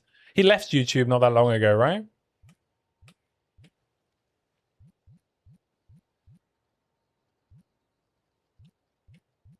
I mean, you can try not following standard practice. I don't know if Mark Lewis followed standard practice because I don't know anything about making those kind of videos.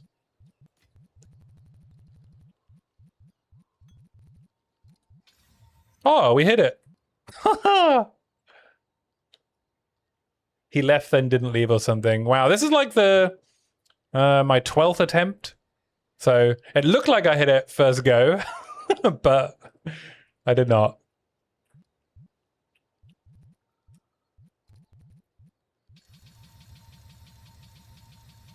Should I divine it? 50-50 to make it better. He got some hate for damaging the forest and the wild. Oh, right. Yeah, I think that, yeah. I heard he was leaving because of couldn't handle the online hate. I don't think I need to divine this. All right, now we can grab the good node.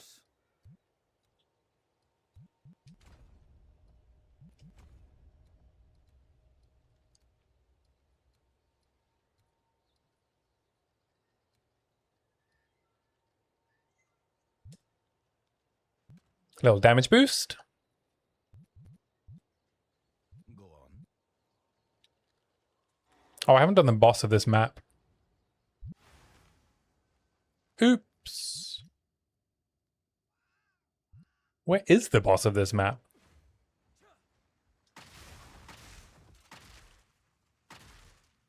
Respecting nature is a big creed in that space.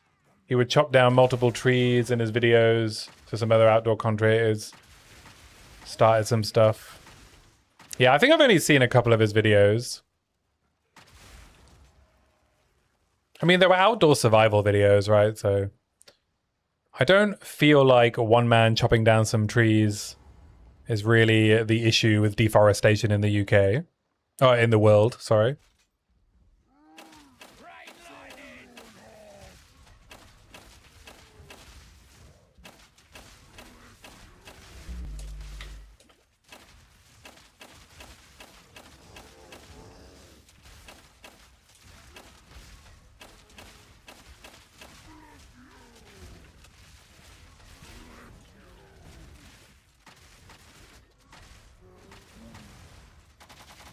Yeah, it feels like if you wanted to criticize someone chopping down a tree. I mean, it depends on the tree, right? If he's chopping down 100-year-old redwoods, maybe that's an issue.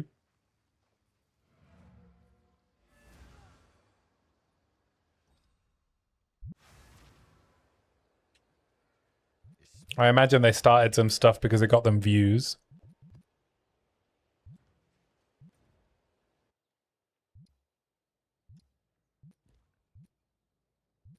Forge.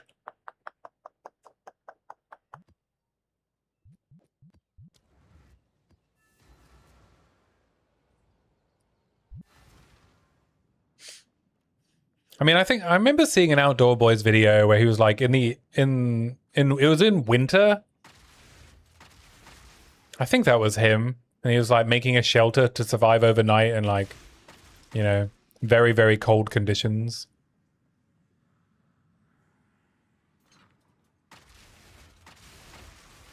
But I seem to remember in that video, he was using dead wood, so...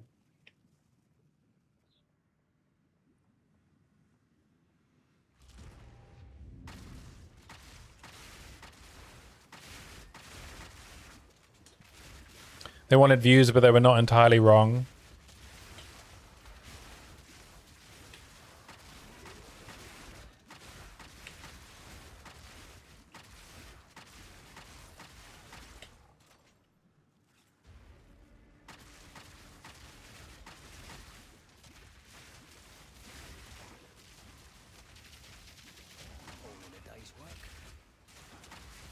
Yeah, I mean, I'm commenting on something I don't know anything about, you know.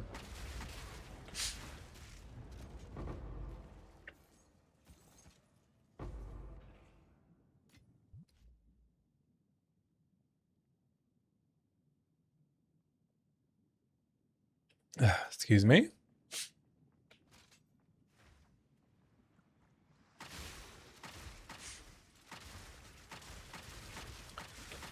Funnily enough, my partner actually works on combating deforestation around the world. She works for a non-profit that tries to remove investment in deforestation.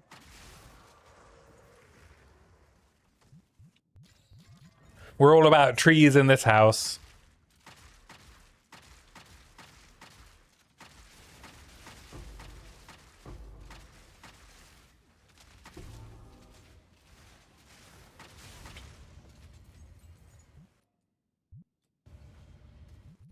What is this? Cyril's cultivar's totems. Boring.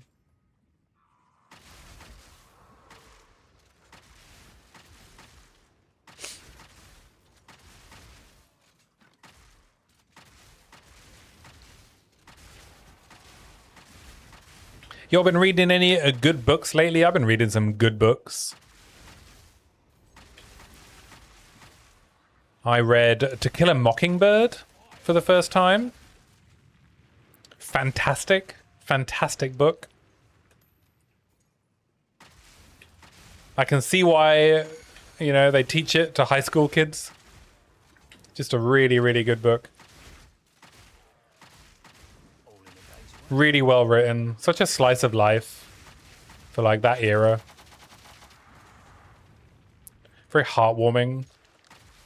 Well, in some ways very heartwarming, in other ways very harrowing.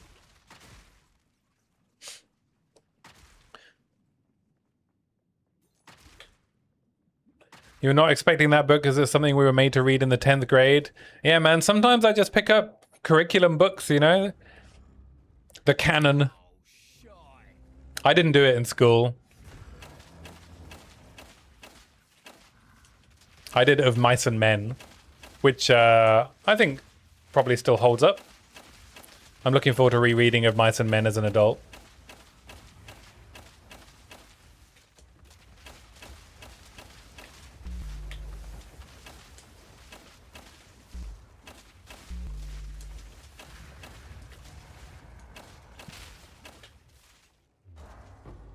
You did that one too? Yeah, I loved Of Mice and Men. I thought it was brilliant.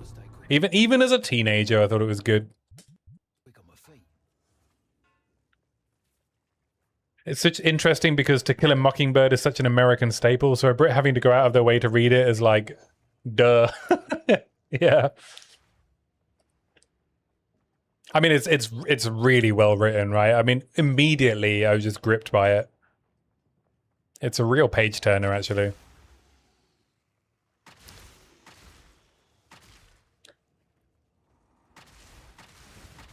I'm also reading The Odyssey by our man Homer.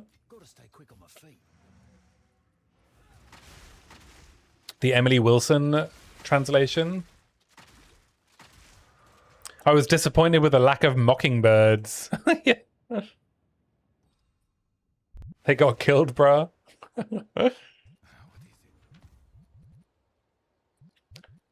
Well, the lesson is to not kill mockingbirds, eh?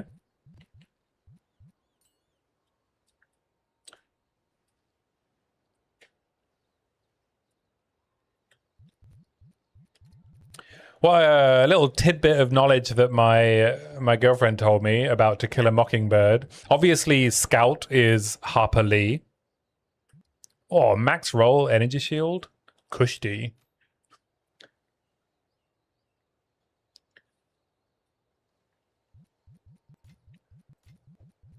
And Dill from To Kill a Mockingbird. Did you all know who that's based on? What is it?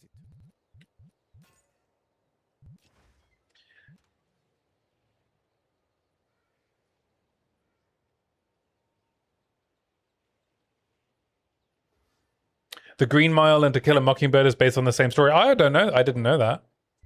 What is it? That's interesting. Acceptable. Based on true stories, are they? So it is.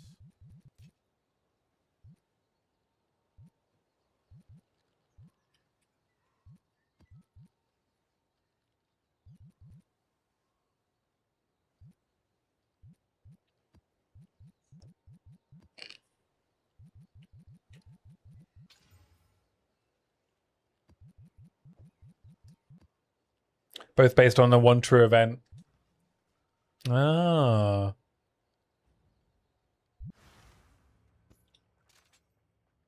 Yeah, Dill apparently is based on Truman Capote. Harper Lee and Truman Capote, best buds.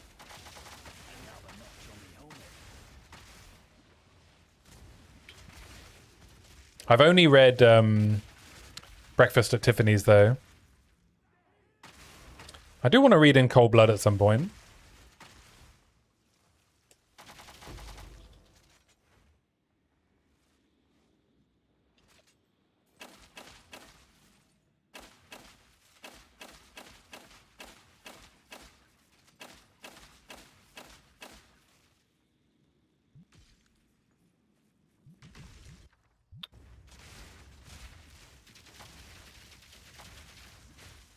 Maybe next time. Trixie. We'll go for a unique jewelry. Might be a mage blood. Oh, fuck. Okay, I gotta pay attention. These, like, beams do so much damage. And I can't avoid damage. So if I get clipped by one and then a mob, Game over.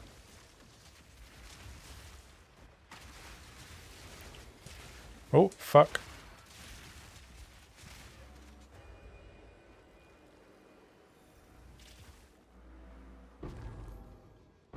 Sure-footed sigil.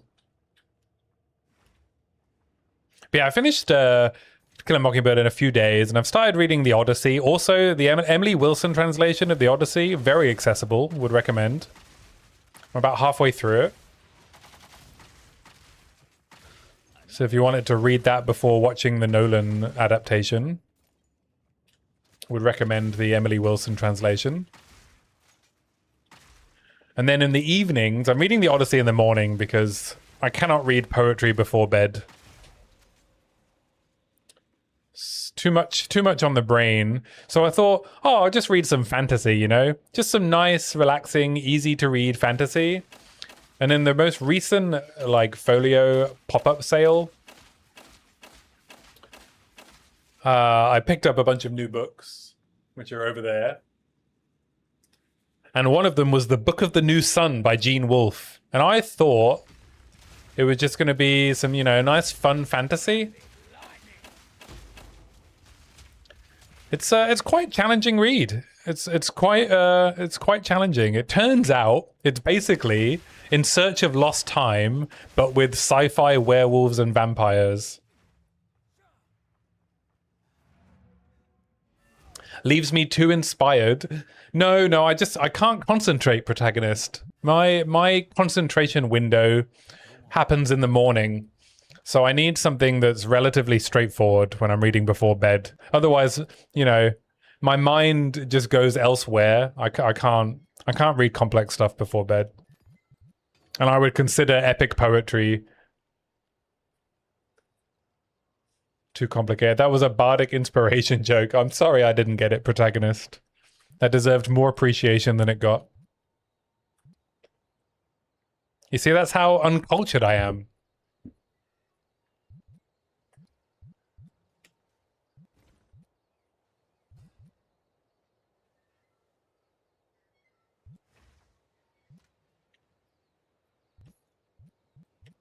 Who sent you?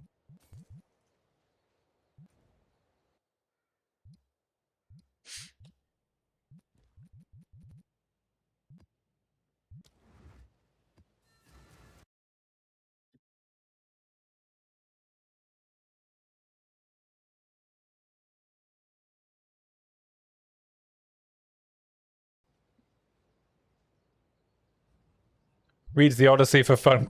Is self-uncultured.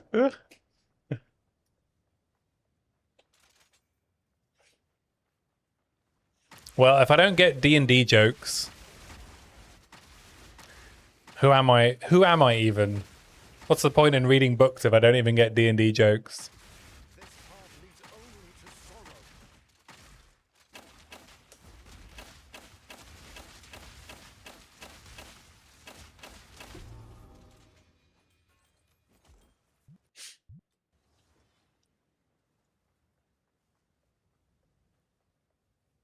It's okay, I believe you can get D&D's nuts.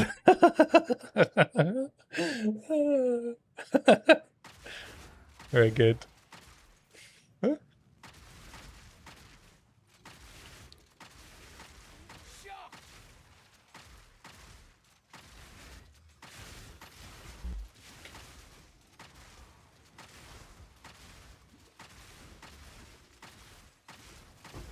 in a day's work.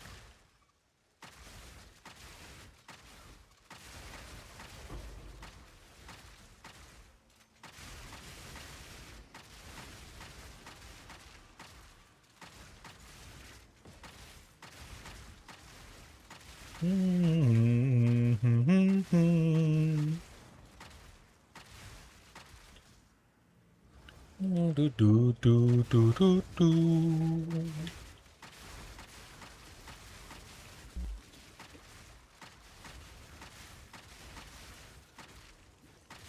But I mean, I've read a few chapters of Book of the New Sun, but I would recommend it, actually.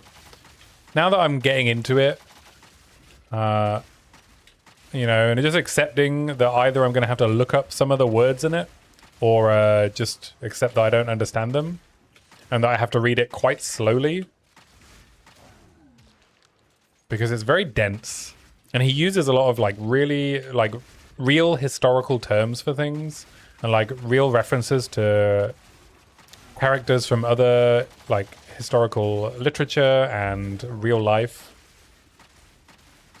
It's really quite the epic.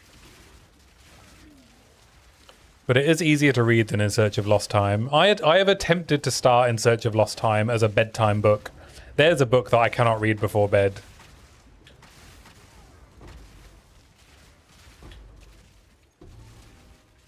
In Search of Lost Time is definitely a morning book. And Blader is back. And one of the servers you bought on eBay arrived. Nice. Crank up that passive income. No room.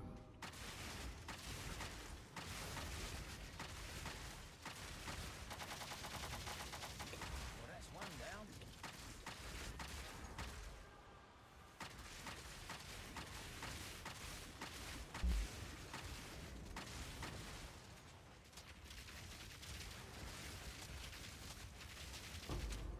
No room.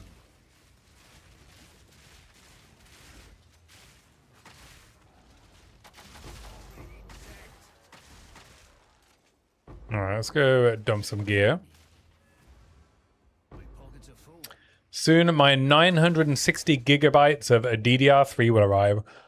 Wow, man. You is loaded. 960 gig of DDR3. What's that, about 10 grand?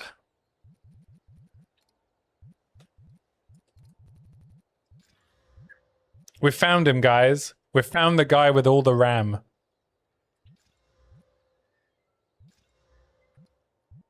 T1 Lightning and Life on Kill is pretty good.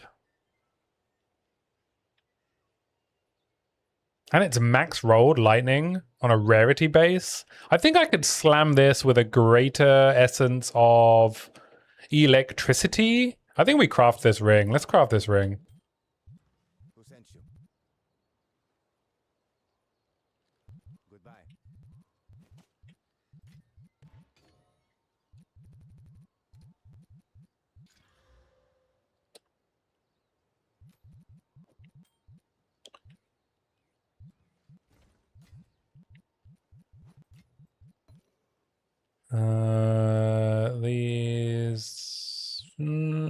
These suck. Hello.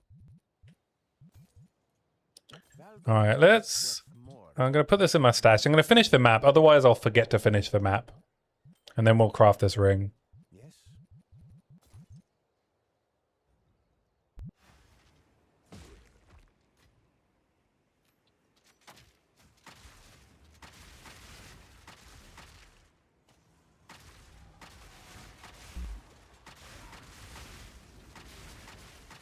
Hiss boomer.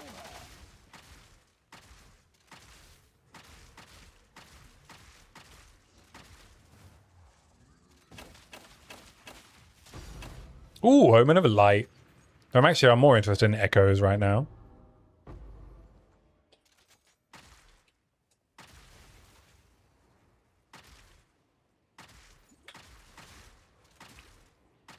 Super cheap for server RAM. Oh, okay. That surprises me, actually.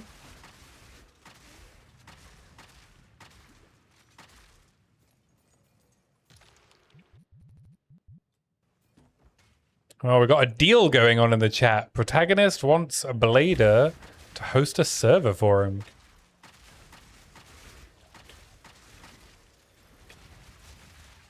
I must warn you, if you arrange this deal in my Twitch chat, then you have to pay my setup commission fee.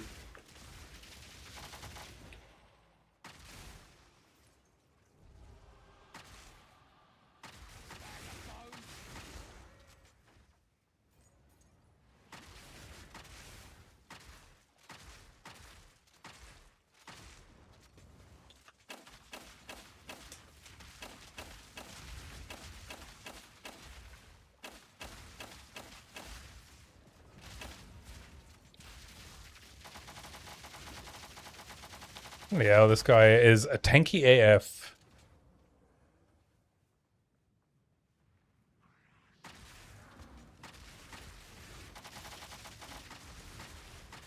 You're a Minecraft player, Mr. Protagonist?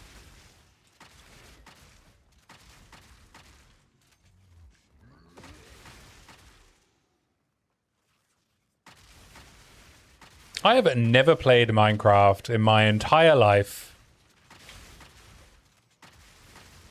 Is that a mistake? Should I have played Minecraft at some point?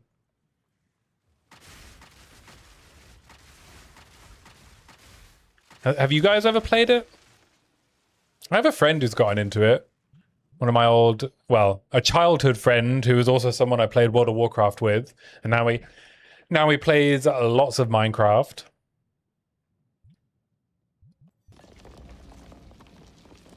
Ain't too late to try. Who's got the time, man? I got a list of single player games that I really want to play. Way ahead of Minecraft. I want to play the Assassin's Creed Black Flag Resynced. I want to get a rotating streak on Slay the Spire 2 of at least 5, if not 10. Simple enough. I want to play the new Grim Dawn DLC.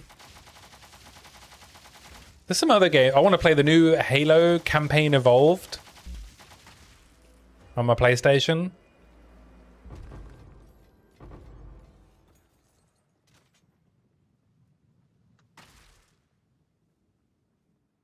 Java Edition is super moddable, so it can be any game.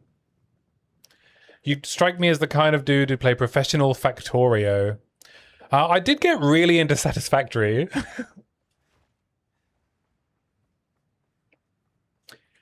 But the problem I have, well, I mean, the problem I had with Satisfactory was I wanted to play Path of Exile.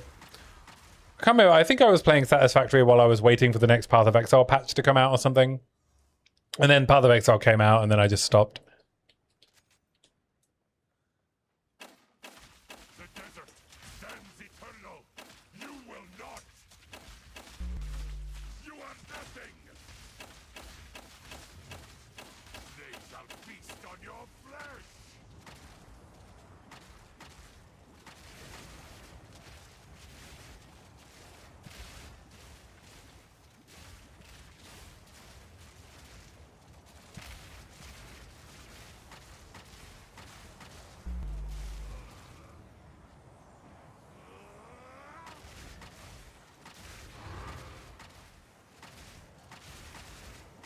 I use the Factorismo mod religiously. Love that recursive building instance thingy. Yeah, I really enjoyed Satisfactory, though at some point it did start getting quite stressful. You know, as the complexity increases in Satisfactory,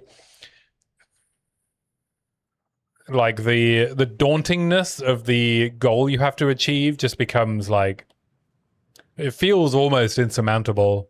You know, when you have to create your like planet-sized factory.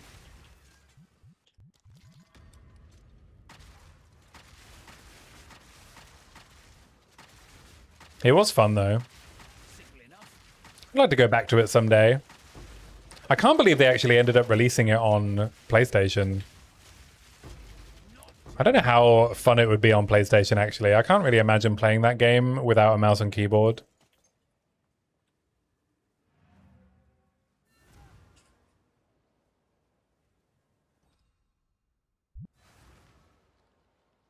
Speak.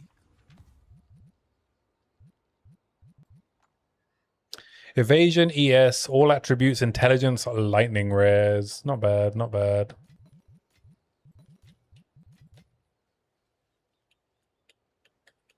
Doesn't the PlayStation have mouse and keyboard support natively? It does, but I mean, obviously they've updated the game so that you can just you can play it with a controller. So they must have done some work to the UI so that it's controller compatible.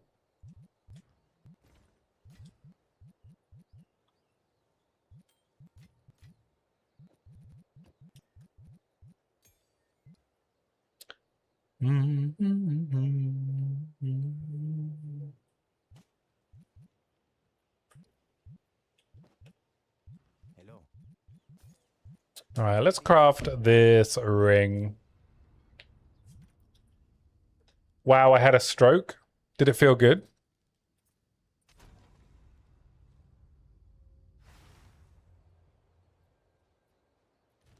I had a stroke once. It felt so good, I did it again. Okay, right. This ring needs... Unfortunately, I need the lightning res. Now my face got droopy. Wow. Dark. Okay. So if I take this off... Yeah. I am going to need a lightning res.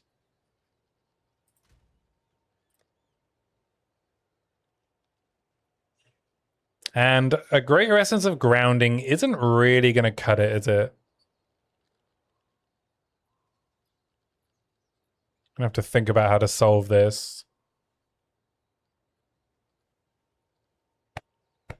I mean, both of my rings suck, to be honest. Anyway, let's hit this. So if we hit this, now I'm like 3% short.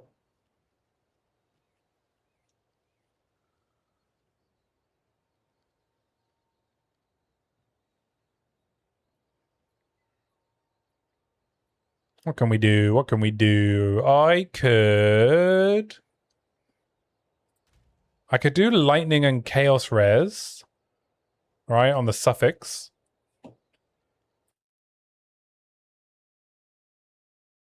Let's check the modifier pool.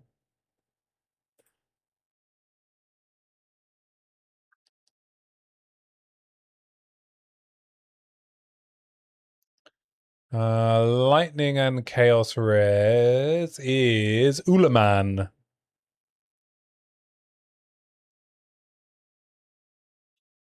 We have a decent shot to hit it. Do I have an Ulaman omen? I do, right? So we could do a Sovereign.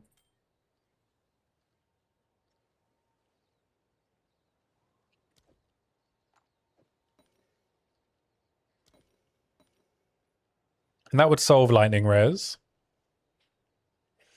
And then I think I would just slam, right? Slam prefixes.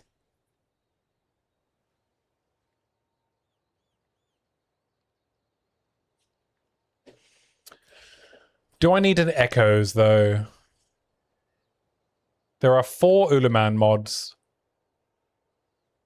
So we do have a chance of whiffing. If we whiff, though, we would whiff with mana on kill or skill speed. So it wouldn't be the worst whiff in the world, and we could just solve lightning res elsewhere. Or we could whiff with strength and dex, which would also not be the worst. And then I could just put a lightning rune in one of my slots. So yeah, I think we'll do an Ulaman suffix and we'll try and hit lightning chaos res.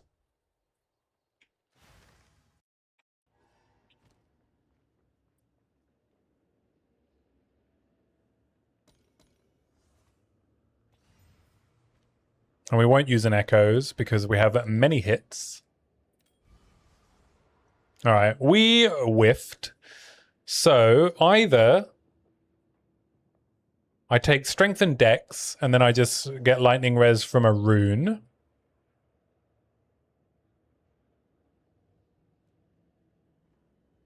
In my boots or my helm. That feels like the wisest thing to do at the moment. It's not like this ring is cracked, right? It's just a slight upgrade.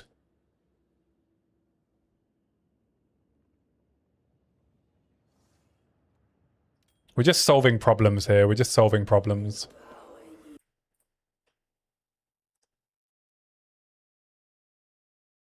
Would have been nice to have a bit more chaos res, but it's all good. It's all good.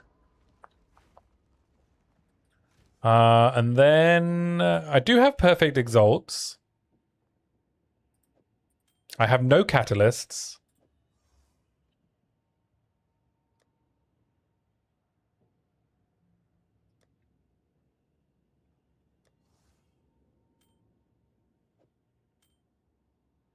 Nor do I have catalyzing exaltation. The question is, do I want to use a perfect exalt here? And try and hit some more damage mods. It's probably worth it, right? I'm probably going to be using this ring for a little while. Am I? Am I?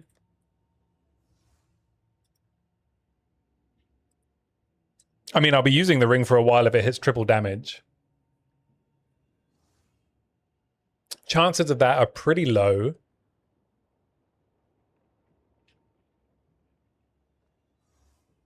What do we think? Greater or perfect?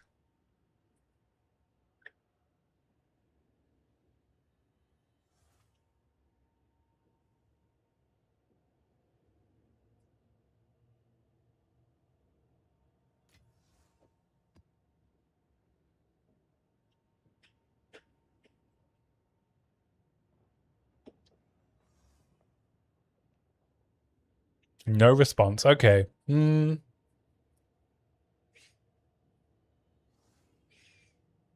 I even need to use a perfect, actually? Let me check the mod tiers.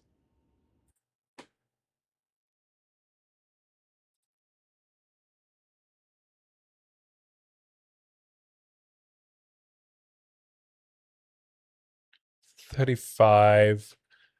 So it's the difference between T5 and T4. Basically. If I use a... Yeah, that doesn't seem... Sorry, Torgal ain't gonna kill himself, what's the question? I'm just wondering whether I should gamble on a perfect exalt for this ring, or a greater. Probably feels like it's not worth using a perfect.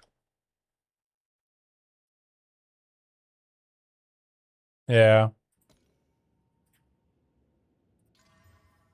Alright, we hit evasion rating and mana.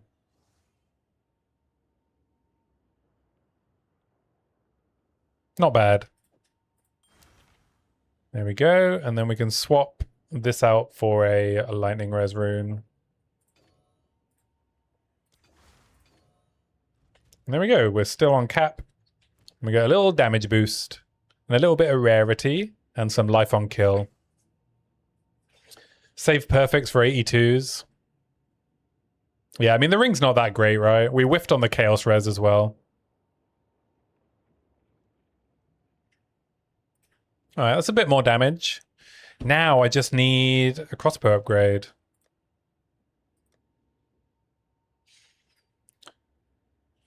I've been trying to hit fizz percentage on this, though it's only eye level 73.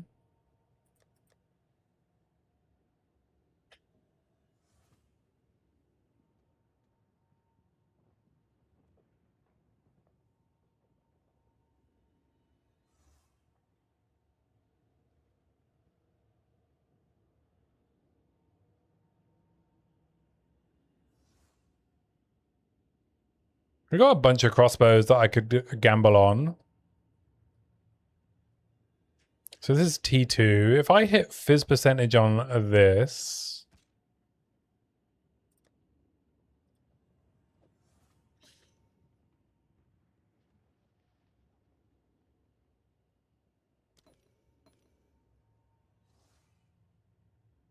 then it would have to be at least T3 for it to be worth it, I think.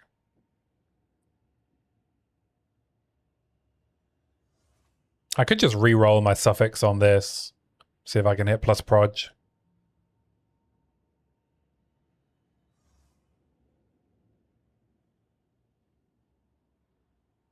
Maybe that's more worth it.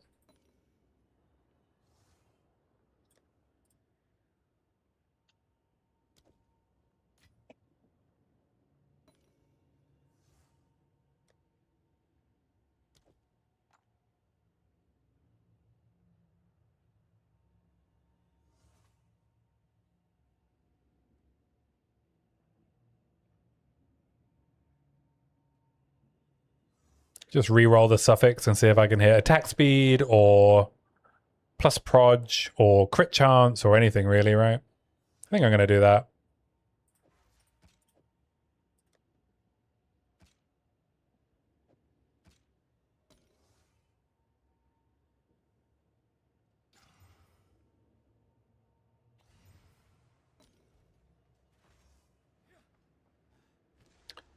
Come on, baby. Give me something good. Oh, +2. That's pretty good. That's an upgrade.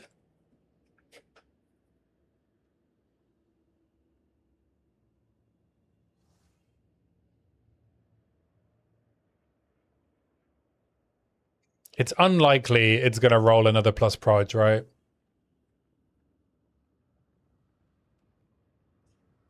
That is an upgrade.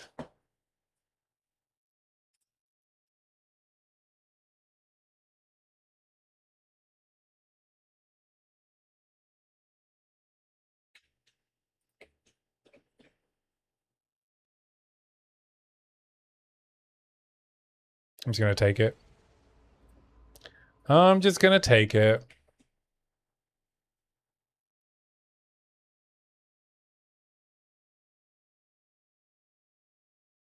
So that was about a 15% more damage upgrade. Okay, so now it feels like it's worth divining. And maybe a rune of the sky.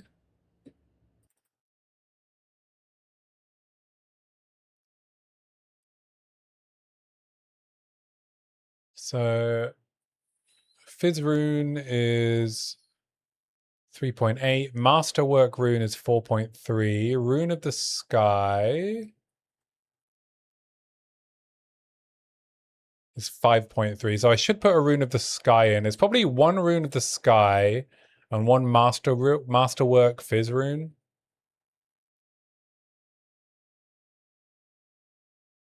Or is it 50% damage against rare and uniques?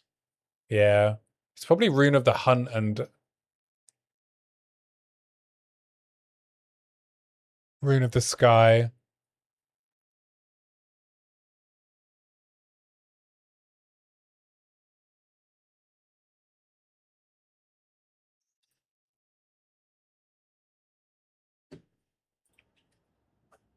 And some divining, maybe? What could we divine it up to? It's currently at 800 DPS.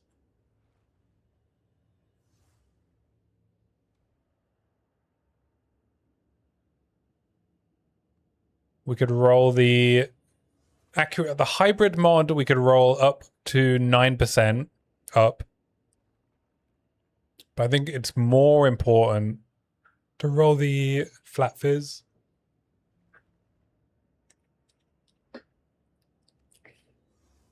Get the minimum up.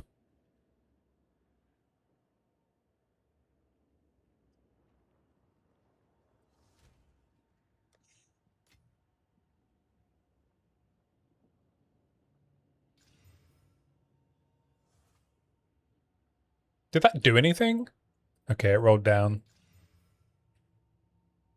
Rolled down. Rolled down. There we go, 824.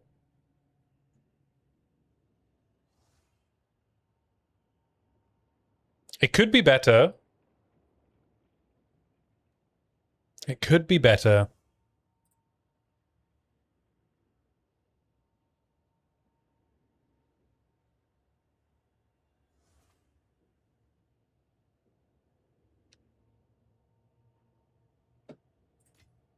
I'm going to keep rolling. 816.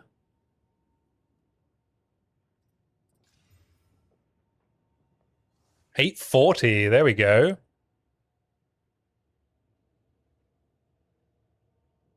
Okay, it's unlikely to get better than 840 DPS.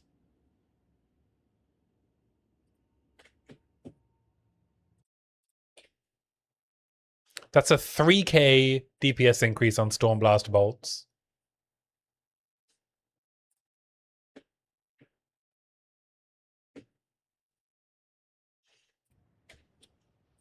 And then we put in Rune of the Sky and Rune of the Hunt.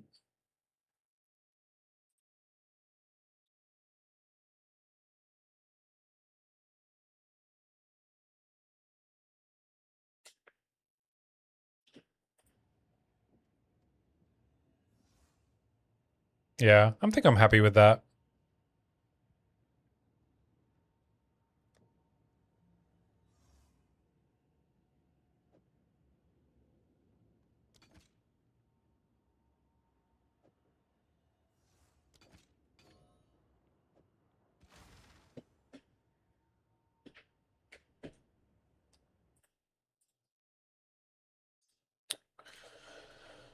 Okay, let's see. Anything better than lightning attunement for damage? Just Ellie focus.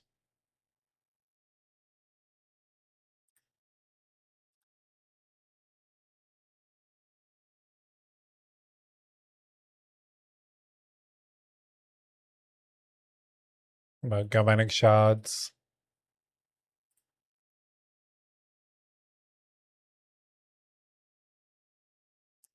Not really. Okay.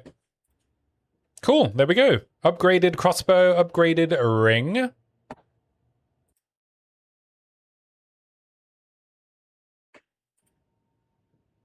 Now we're going to get one shot by Arbiter, maybe.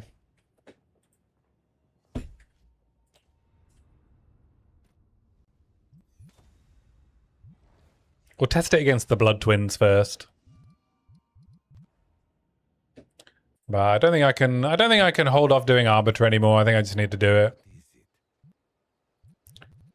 I could, I guess I could craft the neck as well. Though I don't have any echoes left.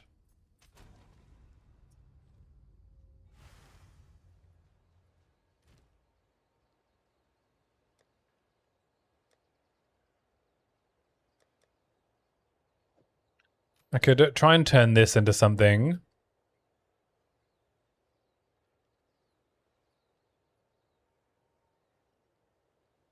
We can slam it with a body. Oh, we hit perfect roll. Okay. All right. This is cooking. This is cooking.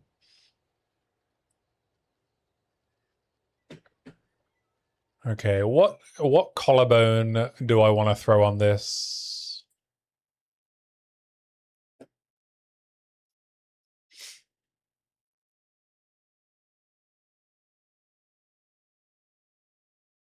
Oh, it's Ulaman again, isn't it?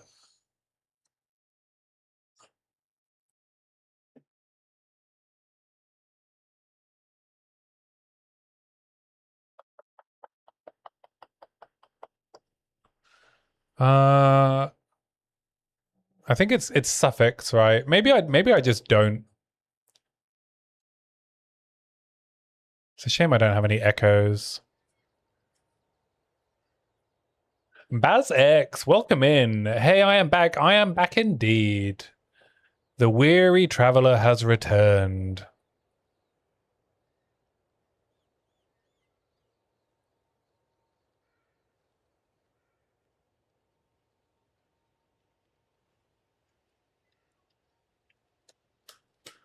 Yeah, I think I'd want to craft this amulet with an echoes on the suffix. So I think we save. We save this.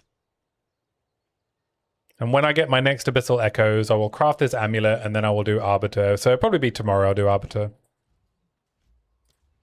Let's carry on mapping for now. I've watched all your latest videos, good stuff. Just wish it wasn't a crossbows only. Well, I love crossbows. I did one build that wasn't crossbows. I did my Gemling Tornado build. But I'm glad you enjoyed my videos. Hopefully I'll get back to making them soon. It's been a tough summer. Okay, what am I doing? We have unlocked the sealed vault.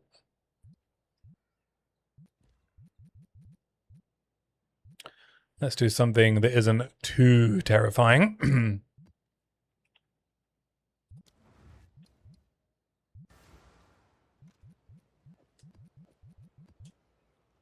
My next build will be crossbows for sure. Just need to finish my perfect strike guy first. What's going on with my portals? What's happened here? Can I have some pixels, please? Why are you being so stingy, GGG?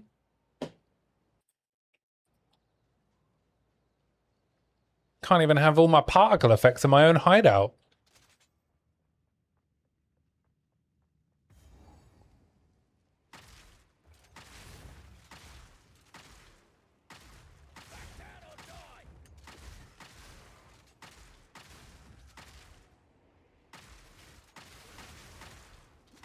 Am I on Vulcan? Yes, I am. That is the first time my portal effect hasn't loaded. Ever. I don't know what happened there. All in a day's work.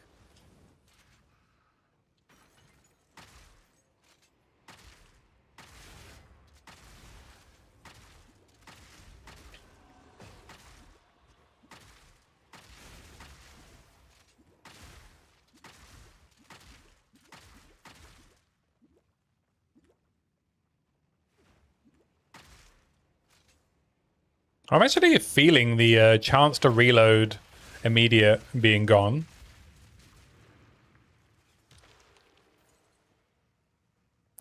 Surprises me, but I want that damage.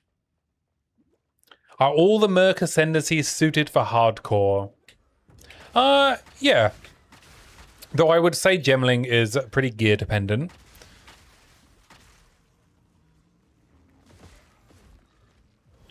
But Witch Hunter and Tactician are both perfectly viable for League starting hardcore. And then you can transition to Gemling when you have gear.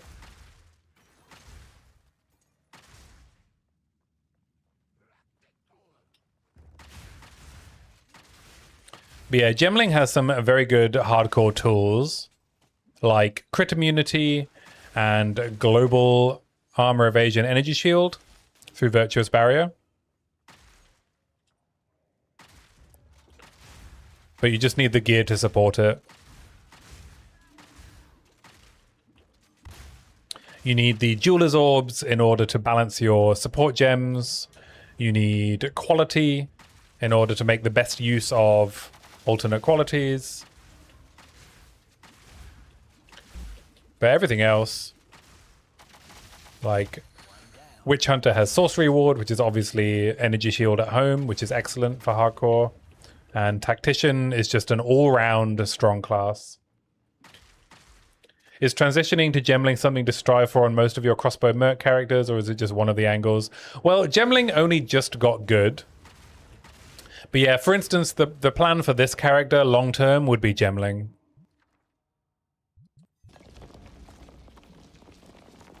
I wouldn't necessarily say it would be always something that I would strive for. But it's probably, of the three classes, it's the one that has the highest scaling potential.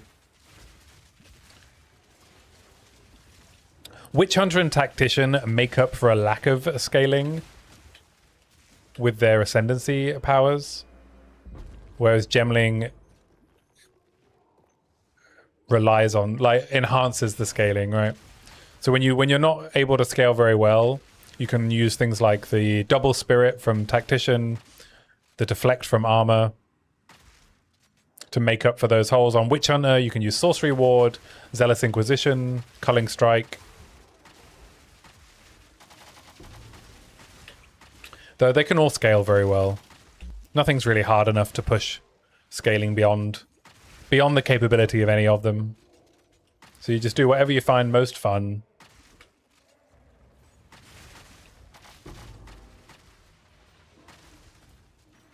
My pockets are full.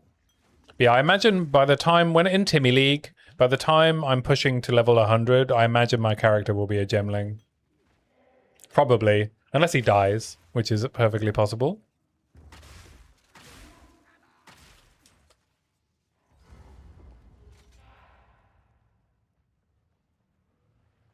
Oh, we got Gloom and Resistance Shrine going into the boss chamber.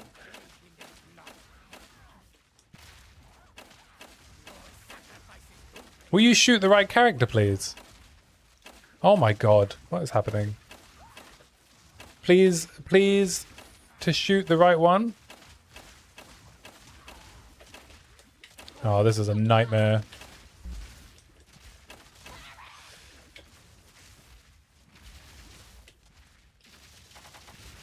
go old-fashioned.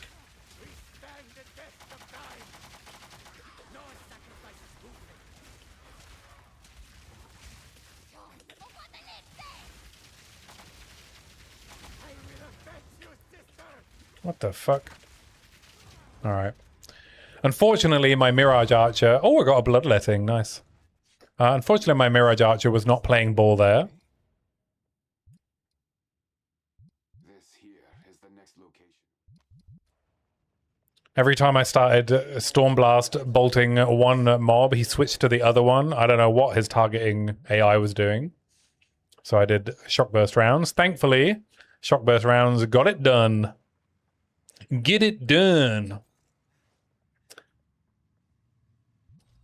I have a T1 in IPD crossbow saved up on SSF, but I'm not sure how good the base is. What are the bases to look out for on non-grenade builds? I know they differ in reload speed from your vids. I normally just stick to Desolate. Desolate has the highest base damage. It depends on the crossbow ability you're using, though. Engraved is good. Flexed is good. I wouldn't recommend Gemini. Gemini has the slow reload speed, even though it has an extra bolt. But yeah, Desolate, Engraved, and Flexed are your 3 good bases. Mr. Commando, how you doing, man? Been a while. Hope you're doing good.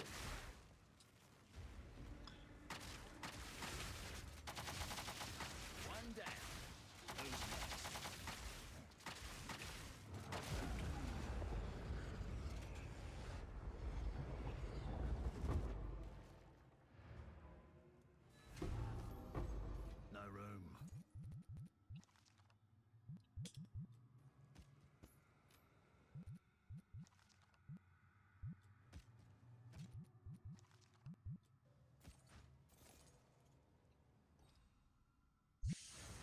I probably need to go and do the Jade Isles, eh? When do I get Jado's good stuff for the rerolls? Okay, I only need to do one more, and then we could use Jado for the Grand Expeditions.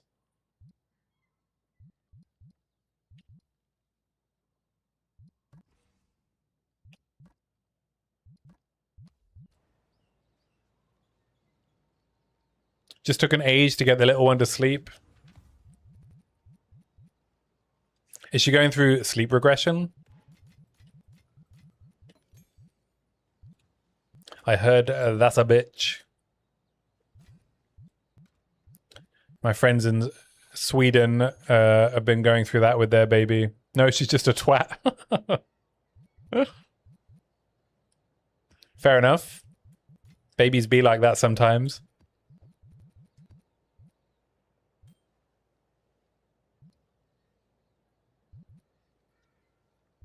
Yes, if you must. Goodbye.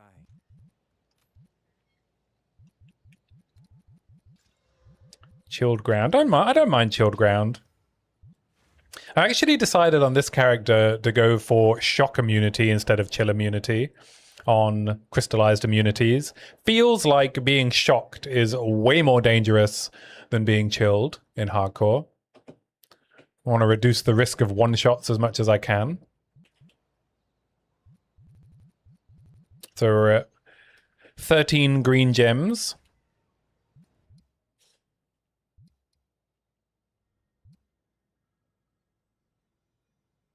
I just need to close my window.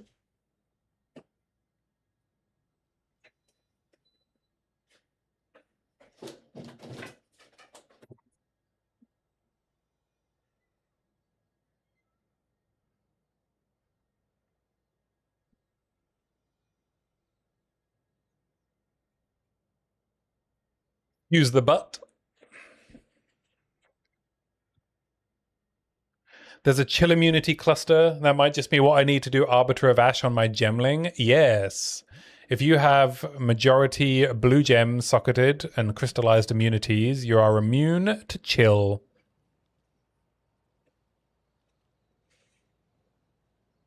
There's only one part of Arbiter that chills you, right? And you can clear that.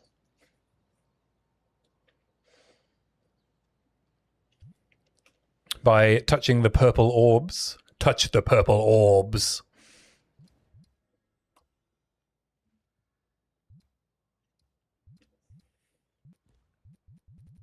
What's the cliffside boss?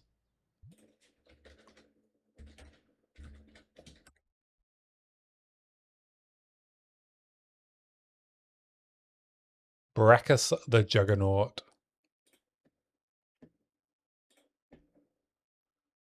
What's he based on? Oh, it's Torgal. No, not Torgal. Cheaty guy. What's his name?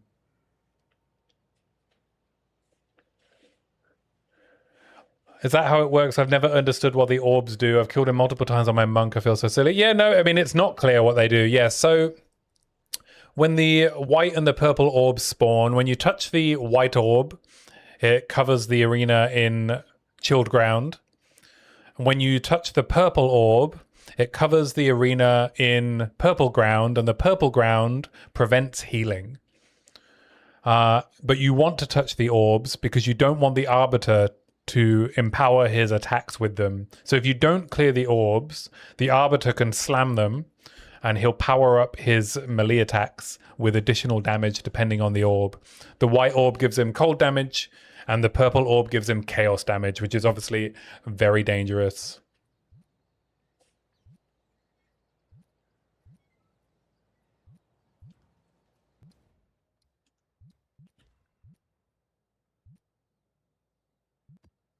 Oh, I need some tablets. I'm out of tablets.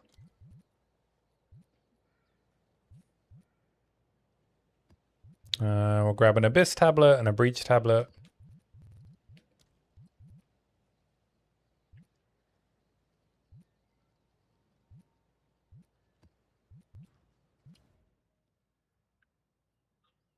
Ooh, slammed in the orbs. Suits you, sir. You like that, sir? You like it when the Arbiter slams your orbs? So if I want to get rid of the chilled ground, I have to do white orb first, then purple to overwrite. Yeah, if you just do both orbs in any order, they'll cancel each other out. So if you do purple first and then white, it'll clear them, and vice versa.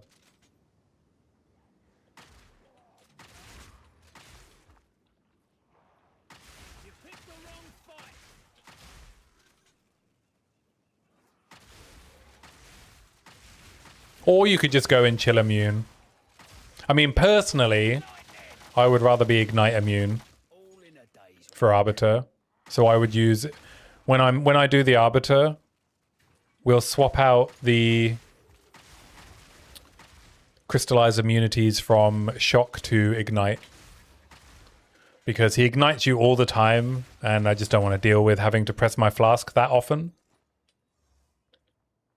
So yeah, I would recommend ignite immunity and then just clearing the orbs. Or maybe a slow charm, just in case you hit the white orb and the purple orb is too far away.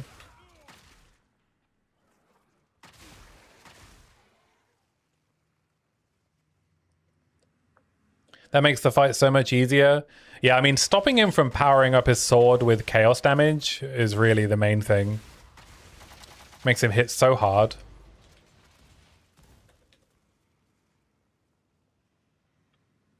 Yeah, I really, like, I spent a long time, like, in POE DB trying to figure out what the Arbiter actually does, because it's not very well communicated. If you go to POE 2 DB, it lists all of his abilities, but it's still not that easy to understand, even if you look at the database. But you can see, like, the names of his abilities, so you can kind of infer what they do.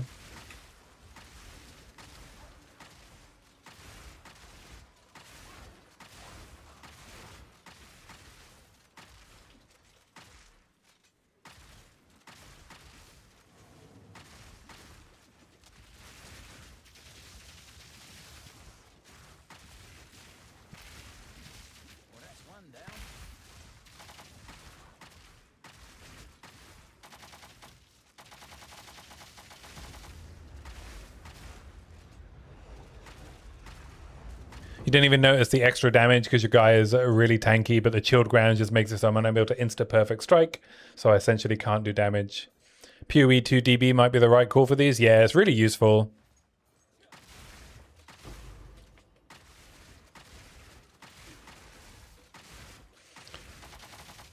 It at least gives you what they can extract from the game, which isn't always that useful in terms of like how the information is presented, but yeah, you can figure it out. You can see the damage ranges of his abilities as well.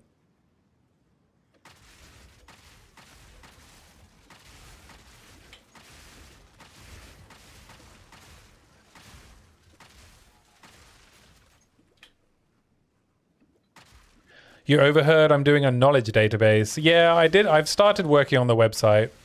It's not really a database. It's more of a knowledge management system called the Exile's Path.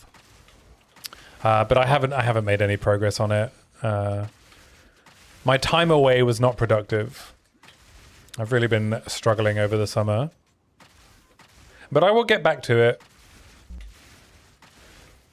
Today is the first day I'm streaming in a few weeks. But yeah, it's more of like a repository to store like, you know, all of the things I've communicated in the videos so far, and then farming strategies, how to make builds, resources for information you might need to be making your own builds, or deciding on farming strategies and things like that. The progress so far has been relearning how to do web development. So I've got as far as creating the core page on GitHub Pages and hosting it. And I've been learning, I can't even remember what the framework, it's not Jenkins, Jekyll, the Jekyll framework.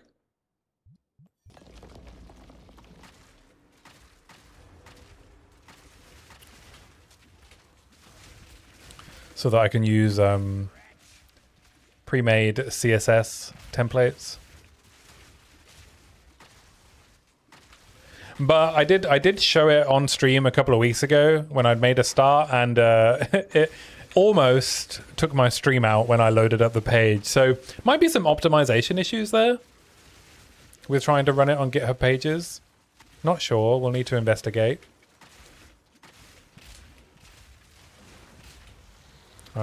Fuck. Let's get out of this mana drain.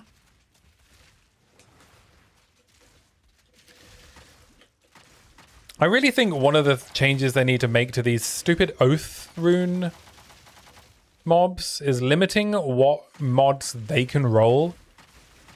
I mean, it's bad enough that they spawn all of the enemies like halfway across the map.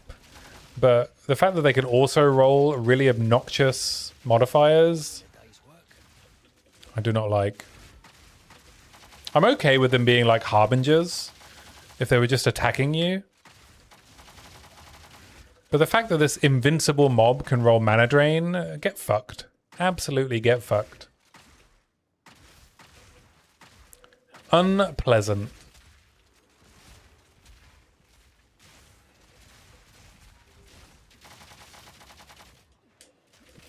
So like, now what do I do?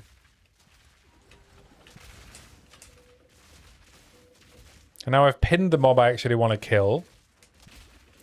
So he's not even following me anymore. Oh, good. Well, at least this one doesn't have mana drain.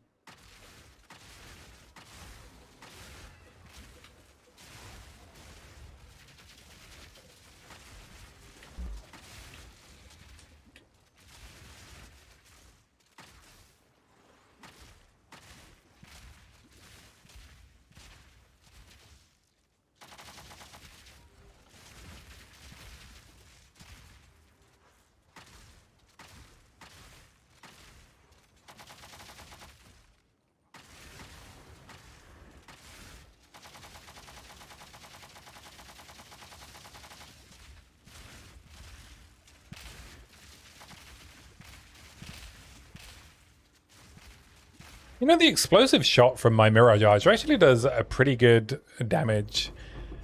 Gotta go have a great stream. Thank you for your work. Oh, thank you. I appreciate you stopping by.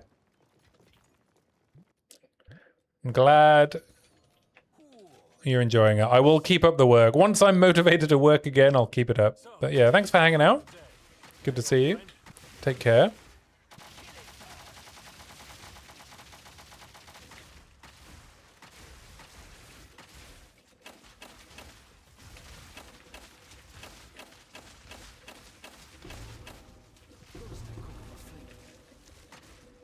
Oh, is that my first double vision?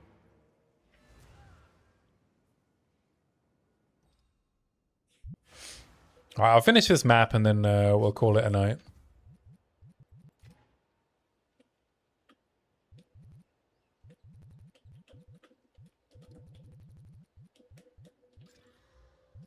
Accuracy rating. Oh, T2 Fizz. Yeah, we'll keep hold of that.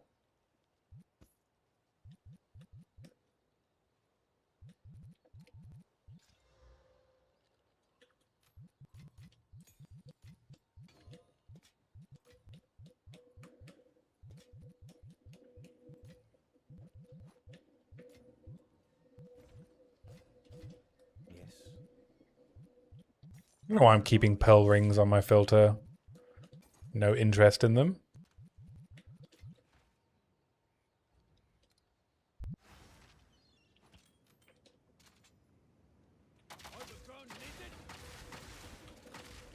Man, the crossbow ammo is still loading into the wrong crossbows as well. Or the wrong weapon slot. Just consistently bane of my existence.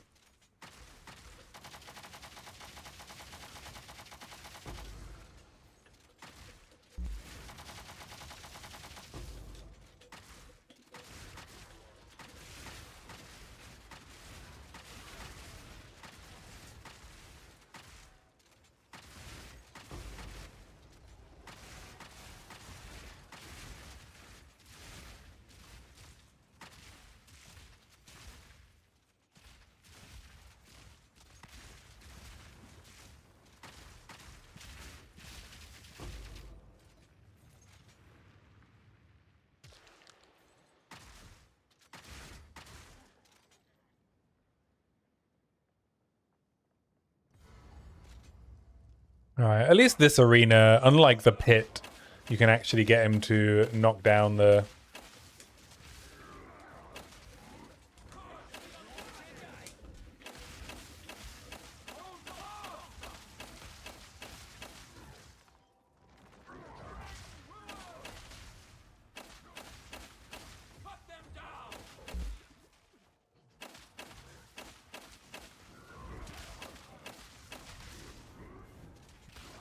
Are you gonna... Oh.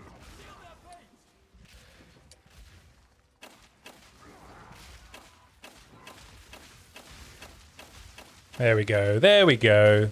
This boss is so annoying.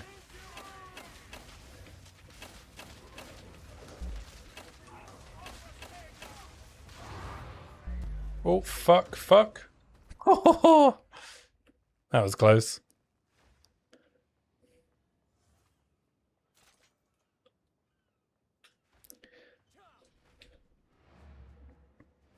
All right.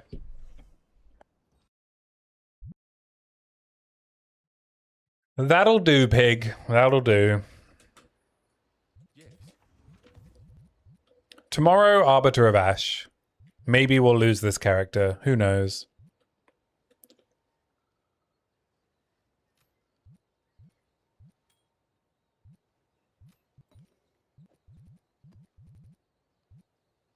Yes. Take our gold. Even if we lose this character tomorrow, no biggie, because we've got Timmy League on Friday. Well, the gear's pretty good. I don't think we can ask for much better than this. Once we finish crafting the neck with a bit more life, just to give us a bit of leeway in the boss fight, I feel pretty confident.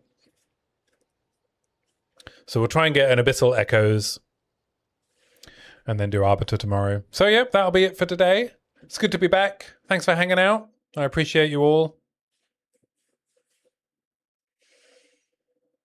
It's not always easy to turn the stream on when I'm feeling the way I do, but I appreciate you all being here to hang out with me and enjoy the game. So I'll see you all tomorrow. Good night. Bye.